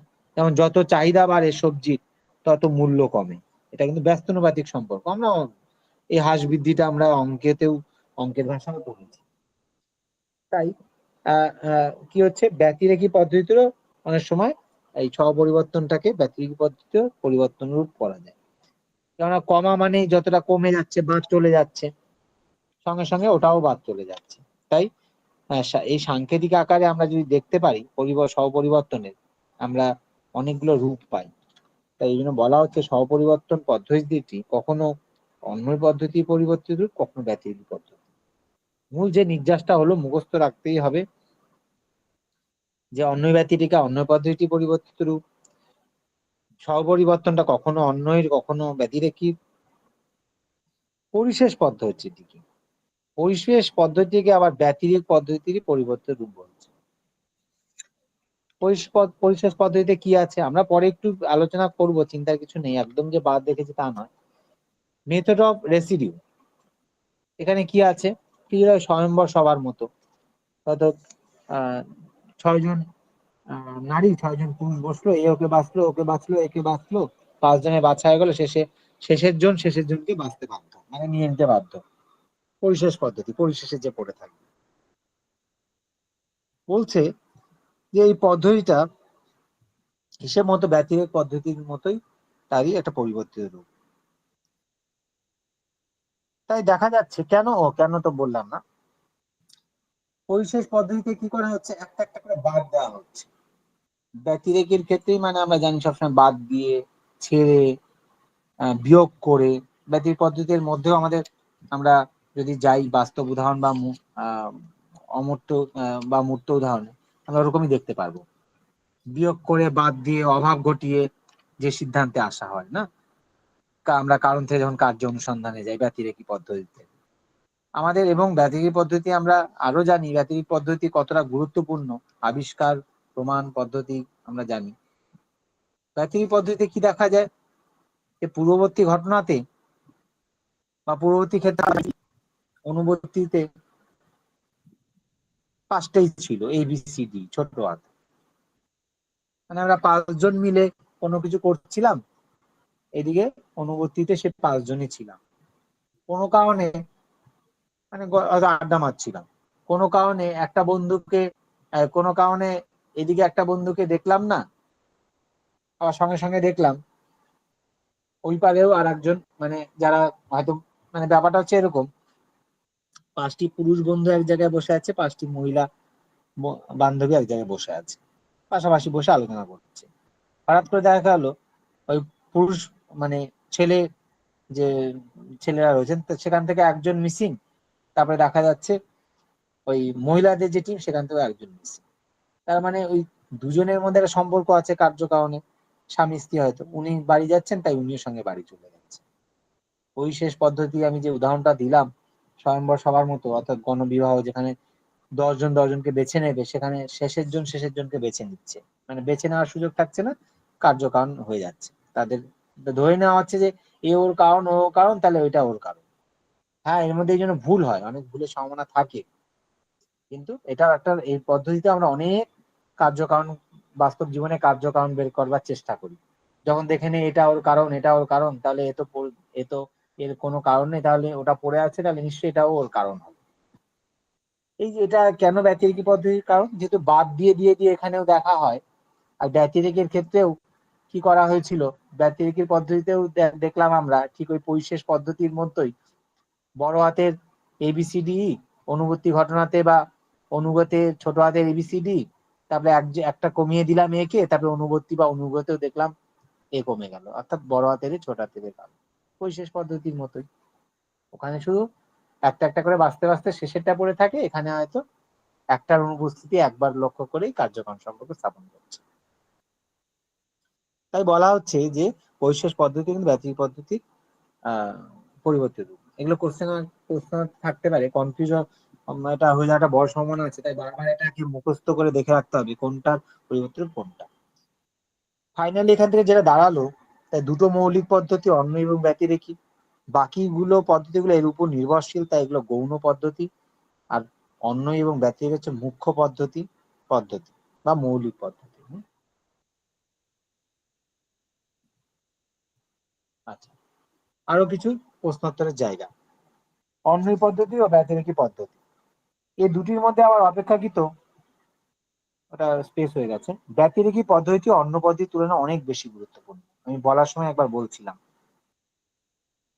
আমি বারবার বলছি যে কোশ্চেন এই জায়গাগুলো রেখেছি শুধুমাত্র প্রশ্নোত্তরের যেখান থেকে আসে অনেক ভেবে চিন্তে দেখে দেখে উত্তর চেষ্টা করা হচ্ছে, নাহলে অযথা একটা অন্যয় পদ্ধতি পুরো স্লাইড শেষ হয়ে যাবে। বলা হচ্ছে দুটোর মধ্যে, দুটো তো মৌলিক বা মুখ্য, এর মধ্যেও গুরুত্বপূর্ণ কিন্তু ব্যতিরেকি, কারণ এই পদ্ধতি যেহেতু পরীক্ষামূলক প্রক্রিয়ার মাধ্যমে পাওয়া, তাই এর সাহায্যে আমরা সুনিশ্চিতভাবে কার্যকারণ সম্পর্কে আবিষ্কার ও প্রমাণ করতে পারি, অন্যইতে পারি না। অন্যই পদ্ধতিটা আমরা শুধু কি করতে পারি, আবিষ্কার করতে পারি, কিন্তু প্রমাণের পদ্ধতি না। এই জন্যই ব্যতিরেকি পদ্ধতিকে একমাত্র প্রমাণের পদ্ধতি বলে। কেন প্রমাণের পদ্ধতি বলে? বলছে এখানে বৈজ্ঞানিক এক্সপ্লানেশনের জায়গা থাকছে, যেখানে একই সঙ্গে দেখা হচ্ছে যে ওই একত্রে 5টি ঘটনা বা একত্রে একটি ঘটনা সমূহের সঙ্গে অনুবর্তী ঘটনা সমূহের উপস্থিতি ছিল, একটিকে বাদ দিয়ে, একটি দৃষ্টান্তে একটিকে বাদ দিয়ে আরেকটি অনুপস্থিতি লক্ষ্য করা যাচ্ছে। বৈজ্ঞানিক পরীক্ষণের ক্ষেত্রে তারা একটাতেই একটার অনুপস্থিতির সঙ্গে একটার অনুপস্থিতিতে লক্ষ্য করেই তারা সিদ্ধান্তে আসতে পারে। অনেকে প্রশ্ন করে যে একই রকম উদাহরণ তো, মানে একই রকম বাদ দিয়ে অন্যই না ভাবলাম, ঠিক আছে মিল দেখে করছি, তার মানে বাদ দিয়ে কখনো ভাবা হয়নি, সম্ভাবনা থাকতে পারে ভুলে। কিন্তু অন্যই ব্যতিরেকি তো দুটোই থাকে, তাহলে সেটা কেন প্রমাণের নয়? অন্যই ব্যতিরেকি একটাই উত্তর, অন্যই ব্যতিরেকি যেহেতু মৌলিক পদ্ধতি নয়, মুখ্য নয়, সেটা হচ্ছে ওই অন্যের উপর নির্ভরশীল। হ্যাঁ, সেই জন্য এটাকে প্রমাণের পদ্ধতি হিসাবে বলা যাচ্ছে না, যেহেতু তারা অন্য একটা উপর নির্ভরশীল। ব্যতিরেকি পদ্ধতি কিন্তু সেই দিক থেকে একমাত্র প্রমাণের পদ্ধতি। অনেকে এটা তুলনামূলক টানে যে তাহলে অন্যই ব্যতিরেকির মধ্যে যা আছে অন্য ব্যতিরেকির মধ্যেও তো তা আছে, কারণ অন্য ব্যতিরেকি ভাব লুকিয়ে আছে, কিন্তু ওটা তো মৌলিক নয়, মুখ্য নয়, ওটা তো অন্য একটার উপর নির্ভরশীল, ওর মধ্যে আবার অন্যই ভাবও রয়েছে। হ্যাঁ, যাই হোক, ব্যাখ্যা না চাইতে পারে, কিন্তু ব্যাখ্যা দিয়ে রাখলাম, কিন্তু সরাসরি প্রশ্নোত্তর জায়গা কিন্তু এটা প্রতিবারে এই জায়গা থেকে কোশ্চেন থাকে যে কোনটা প্রমাণের পদ্ধতি, মৌলিক পদ্ধতি। অন্যই পদ্ধতি মূলত পর্যবেক্ষণের উপর নির্ভরশীল, বলার সময় বলেও ছিলাম, ইট ইজ সেইড আর্লিয়ার, মূলত দেখার ভিত্তিতে করা হয়, মিল দেখে, মিল অন্যয় লক্ষ্য করে। তাই বলছি এটা একটা ইঙ্গিত দেয়, আভাস দেয় মাত্র, তা কখনোই প্রমাণ করতে পারে না। আমরা অনেক সময় তো দুটো বিষয়ের মিল দেখে অনেক কার্যকারণ সিদ্ধান্ত করে নেই, যার ফলে আমাদের অনেক কুসংস্কার গুলোর মধ্যে চলে আসে। যদিও আমরা দেখবো যে ব্যতিরেকি পদ্ধতির ভুল প্রয়োগেও কুসংস্কার আসে, ওটাও যে ধোয়া তুলসী পাতা এমন নয়। অন্যই পদ্ধতির মাধ্যমে প্রাপ্ত সিদ্ধান্তটি তাই সবসময় সমমনামূলক হয়, যদিও এটা শুধু দেখার ভিত্তিতে হয়, পর্যবেক্ষণমূলক পরীক্ষণমূলক নয়, প্রমাণের পদ্ধতি নয়, যেহেতু তাই কখনোই নিশ্চিত নয় অন্য পদ্ধতি। তাহলে এখানে আমরা আরো কয়েকটি জিনিস পেলাম। অন্যই পদ্ধতি হচ্ছে পর্যবেক্ষণের উপর নির্ভরশীল, সমমনামূলক, অপরদিকে ব্যতিরেকি হচ্ছে পরীক্ষণমূলক, পরীক্ষণের উপর নির্ভরশীল এবং নিশ্চিত। তাই এই পদ্ধতি কার্যকারণ সম্পর্কে আবিষ্কার করে মাত্র, তা কখনো প্রমাণ করতে পারে না। যেটা বলতে চাওয়া হচ্ছে এখানে, একটা আভাস দেয়, মানে বের করে আনে। আবিষ্কার মানে কি, বের করে আনা, যা ছিলই তাকে বের করে আনা। আদৌ দুটো ঘটনার মধ্যে কি কার্যকারণ সম্পর্ক ছিল, তা আবিষ্কার করে আনবে, বের করে আনবে। সে প্রমাণ করলো না, সবার সামনে প্রকট করলো, প্রকাশিত করলো, কিন্তু প্রমাণ করতে পারলো না আদৌ সেই কার্যকারণ সম্পর্কটা প্রুভড কিনা, প্রমাণিত কিনা। এই জন্য অন্বয় পদ্ধতিকে আবিষ্কারের পদ্ধতিতে বলা যায়, যে দুটো আবিষ্কার করে, একটা আভাস দেয়। পদ্ধতিগুলির সাহায্যে কার্যকারণ সম্পর্ক আবিষ্কার করার উদ্দেশ্যে আমরা পর্যবেক্ষণ ও পরীক্ষণের সাহায্যে বিভিন্ন রকম দৃষ্টান্ত সংগ্রহ করি। একদমই তাই। অন্বয়ের ক্ষেত্রে দৃষ্টান্ত সদর্থকমূলক, ব্যতিক্রিয়ার ক্ষেত্রে প্রথম ইয়েতে সদর্থক, পরেরটি নর্থক। মূলত নর্থক দৃষ্টান্ত মানে বাদ দিয়ে দৃষ্টান্ত করা হচ্ছে, যদিও একটি সদর্থক একটি নর্থক থাকেই ব্যতিরেকির ক্ষেত্রে। একই দৃষ্টান্তে সদর্থক দিক নর্থক দিক। আবার কি করা হচ্ছে, অন্য ব্যতিরেকির ক্ষেত্রে দু রকমই থাকছে। এই যে পর্যবেক্ষণ ও পরীক্ষণ করে যে দৃষ্টান্তগুলো সংগ্রহ করি, ব্যতিরেকির ক্ষেত্রে পরীক্ষণ, বাকিগুলো পর্যবেক্ষণই হয়ে যাচ্ছে, এবং সেগুলোকে যথার্থভাবে পূর্ববর্তী ও অনুবর্তী ঘটনা হিসেবে চিহ্নিত করি। তাহলে আমাদের একটা অপর উদ্দেশ্য হচ্ছে কি, আরো অনুমানে মিলে পদ্ধতিতে পর্যবেক্ষণ পরীক্ষণের দ্বারা দৃষ্টান্ত সংগ্রহ, শুধু দৃষ্টান্ত সংগ্রহ নয়, সেগুলোকে পূর্ববর্তী অনুবর্তী ঘটনার মধ্যে আনা। এটা পূর্ববর্তী অনুবর্তী ঘটনার মধ্যে চিহ্নিত করা, নির্দিষ্ট করে দেওয়া, এটা একটা অপর লক্ষ্য। এবার আসবো আমরা সংক্ষেপে সবগুলো পদ্ধতি সম্বন্ধে একটু আলোচনা। অন্বয় পদ্ধতি, এই ক্ষেত্রে কি হচ্ছে, দুই বা তার অধিক সদর্থক দৃষ্টান্ত গুচ্ছ থাকছে। বলে দেওয়া হলো তিনটা করে মূলত আমরা নিই স্ট্যান্ডার্ড। প্রত্যেকটির ক্ষেত্রে কয়েকটি পূর্ববর্তী ঘটনা থাকে, কয়েকটি অনুবর্তী ঘটনা থাকে। কয়েকটি মানে ওই যে ঘটনা গুচ্ছ আর কি, এই যে 4টে-5টে উপাদান, ওই অপর দিকে অনুবর্তীতে 4টে-5টে। আর এই উভয় প্রকার ঘটনা সমূহের মধ্যে, মানে ঘটনাগুলো আর কি, শুধু একটি বিষয় মিল থাকবে। তাহলে আমরা একটা কথা মাথায় রাখবো, 3টে রো থাকে, আমরা উদাহরণে যেমন রাখি, এগুলো হচ্ছে দৃষ্টান্ত গুচ্ছ, মানে একটা দৃষ্টান্ত 1, দৃষ্টান্ত 2, দৃষ্টান্ত 3, আর ওই ABCDE করে দেওয়া থাকে এগুলো, যেগুলো। আর বাস্তব উদাহরণে ওটা কি, ওই অনেকগুলো ঘটনা একসঙ্গে করে একটা ঘটনা ঘটে না। একটা ঘটনা আমরা তো বিটগেনস্টাইনেও পড়েছি, স্টেট অফ অ্যাফেয়ার্স, এটা অনেকগুলো মিলে থাকে।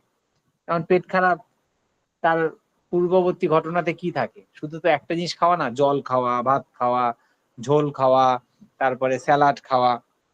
তাই ঘটনা সমূহ বলছে একটি বিষয় ছাড়া বাকি সমস্ত বিষয় অমিল থাকে, অর্থাৎ অন্বয় পদ্ধতি সমান সমান 2 বা ততোধিক সদর্থক দৃষ্টান্ত, অবশ্যই সব সদর্থক দৃষ্টান্ত, প্লাস অগ্রবর্তী ও অনুবর্তী। আমি বিভিন্ন সময় বিভিন্ন শব্দ লিখেছি, কোথাও অগ্রবর্তী অনুবর্তী, কোথাও পূর্ববর্তী অনুবর্তী, কোথাও পূর্ব অনুগ, এভাবেই থাকে, বিভিন্ন বইয়ে বিভিন্ন শব্দ থাকে।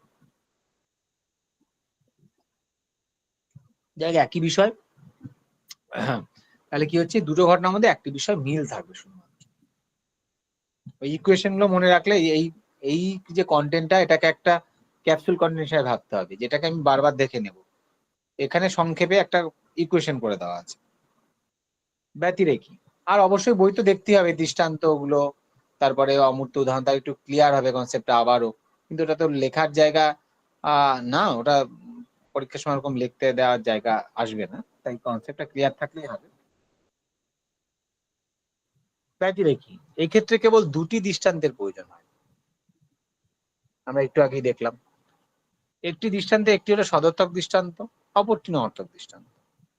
সদর্থক দৃষ্টান্তে একটি সাধারণ ঘটনা অগ্রবর্তী এবং অনুবর্তী হিসাবে থাকলেও সেটি নর্থক দৃষ্টান্তে অনুপস্থিত থাকবে, দু ক্ষেত্রেই অনুপস্থিত। ব্যতিরেকি পদ্ধতির ক্ষেত্রে আমরা একটু আগে আলোচনা করলাম। তাহলে যেটা দাঁড়াচ্ছে, ব্যতিরেকি পদ্ধতি সমান সমান একটি সদর্থক দৃষ্টান্ত, একটি নর্থক দৃষ্টান্ত, প্লাস উভয় দৃষ্টান্তে একটি বিষয়ের মিল, মানে অনুপস্থিতি চলে যাবে ব্যতিরেকি পদ্ধতির ক্ষেত্রে। গেল অন্যয় ব্যতিরেকি। অন্যয় ব্যতিরেকি আমরা বলার সময় বললাম, অন্যয় পরিবর্তিত রূপ বলতে গিয়ে, তাও আর একবার বলি। অন্যয় ব্যতিরেকি পদ্ধতি কি হবে, এই ক্ষেত্রে দু ধরনের দৃষ্টান্ত গুচ্ছ, একই দুই ধরনের, মানে সদর্থক নর্থক, যেহেতু অন্যয় ব্যতিরেকি, এবং দৃষ্টান্ত গুচ্ছ মানে অনেকগুলো করে। মানে অন্তত 3টে করে থাকে আমাদের বইগুলো, 3টে করে নিয়ে থাকি। এই যে রেজাল্ট হলো পরীক্ষার সময়, পরীক্ষা হলো আজকে মাধ্যমিকের, এই রেজাল্টের হিসাবে একটা সমর্থক নর্থক উদাহরণ নিতে পারি। ভালো পড়াশোনা করা, এই ভালো রেজাল্ট করা অনুবর্তী ঘটনা, আর পূর্ববর্তী ঘটনার সঙ্গে কি আছে? পড়াশোনা করা, সঙ্গে টিভিতে কার্টুন দেখা, খেলাধুলা করা। আবার একটা সমর্থকেই ভালো রেজাল্ট করা, আর সঙ্গে একটা আরেকটু গাত্রবর্ণ ফর্সা হওয়া, মানে অপ্রাসঙ্গিক কিছু একটা যুক্ত দেওয়া। আর পূর্ববর্তী হিসাবে কি, ওই পড়াশোনা করা অবশ্যই থাকবে, ভালো পড়াশোনা করার সঙ্গে হয়তো অন্যান্য কিছু একটু একটু খাওয়ার যুক্ত করে দেওয়া হলো, ফুটবল খেলা যুক্ত করে দেওয়া হলো। আবার তৃতীয় নাম্বার একটা উদাহরণ, কিভাবে উদাহরণগুলো গঠন হয় তাই বলছি, আমরা তো এগুলা দেখবই। অনুবর্তী ঘটনার ক্ষেত্রে ভালো রেজাল্ট হওয়া, পূর্ববর্তীতে ভালো করে পড়াশোনা করা। ভালো রেজাল্ট হওয়ার সঙ্গে আর একটু যুক্ত করে দিলাম একটু লম্বা হওয়া, ওখানে পূর্ববর্তী ঘটনায় দিয়ে দিলাম একটু যোগাসন করা, একটু ফাস্ট ফুড খাওয়া, এমনি একটু যুক্ত করে দিলাম অপ্রাসঙ্গিক ভাবে। এগুলো মানে একটু আনুষাঙ্গিক, মানে অপ্রাসঙ্গিক অর্থে যে আনুষাঙ্গিক, সরাসরি যুক্ত না। দেখা যাচ্ছে দুটো বিষয় মিল, পড়াশোনা ভালো করা, ভালো রেজাল্ট করা। নর্থকের ক্ষেত্রে কি করব, একই রকম ভাবে ওই দুটোকে বাদ দিয়ে দিব, বাকিগুলো থাকছে। তাহলে যেটা দাঁড়ালো, ওই যে নর্থক দৃষ্টান্ত হচ্ছে দুটি সাধারণ ঘটনায় অনুপস্থিত। তাহলে যেটা দাঁড়ালো, অন্য ব্যক্তির কি পদ্ধতি কি সমান সমান দুই বা ততোধিক সহর্থক দৃষ্টান্ত, মানে যে দুটা বা তিনটা করে নিলাম, যে দুটোও নেওয়া যেতে পারে, তিনটে করে বইয়ে থাকবে মানে তিনটে নেবে তা নয়, ও দুই বা ততোধিক নর্থক দৃষ্টান্ত নিলাম, প্লাস সহর্থক দৃষ্টান্ত হচ্ছে অগ্রবর্তী মানে পূর্ববর্তী এবং অনুবর্তী দুটোর মধ্যে একটি বিষয়ে মিল। নর্থকের যে দুটো বা তিনটে উদাহরণ নেই না, তার মধ্যে পূর্ববর্তী অনুবর্তী ঘটনার মধ্যে একটি বিষয়ে অমিল, মানে যেটার মধ্যে কার্যক্রম আমরা রাখতে চাইছি। স্বপরিবর্তন আমরা দেখেছিলাম, এটা কার, এটা পরিবর্তিত রূপ। সেক্ষেত্রে দুটো বা ততোধিক সহর্থক দৃষ্টান্ত পরিলক্ষিত হয়। অগ্রবর্তী ঘটনার সময়ের মধ্যে একটির সঙ্গে অনুবর্তী ঘটনার সময় একটি হ্রাস বৃদ্ধি, মানে একটা পূর্বের ঘটনা, একটা পরের ঘটনা, একটা বাড়লে একটা বাড়তেও পারে, মানে পরবর্তী ঘটনা বাড়তেও পারে, কমতেও পারে, তাই বলছে হ্রাস বৃদ্ধি।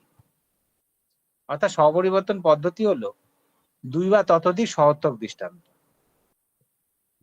অর্থাৎ দৃষ্টান্তে গুচ্ছগুলো আমাদের কখনো কোনো বাদ চলে যাবে না, মানে এটা আছে, এটা আছে, এটা নেই, ওটাও নেই, এরকম নয়।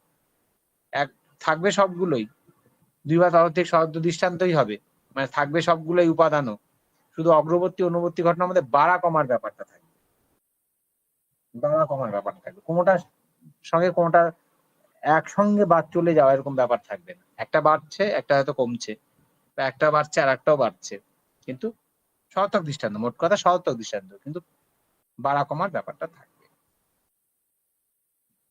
পরিশেষ পদ্ধতি,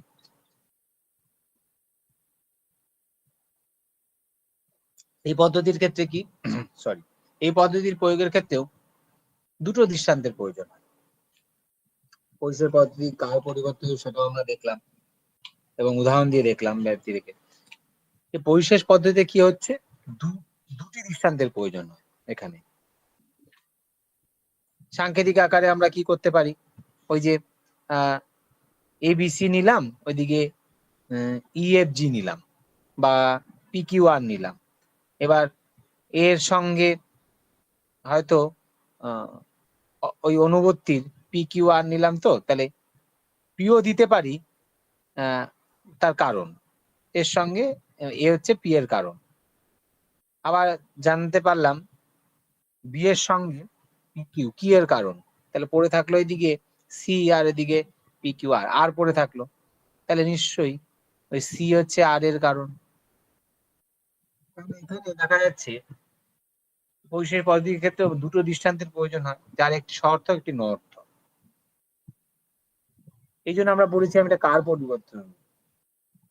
এখানে কি হচ্ছে যে একটি সঙ্গে একটি বাদ চলে যাওয়ার মতো ব্যতিরেকে সহর্থক একটি নঅর্থক প্রয়োজন।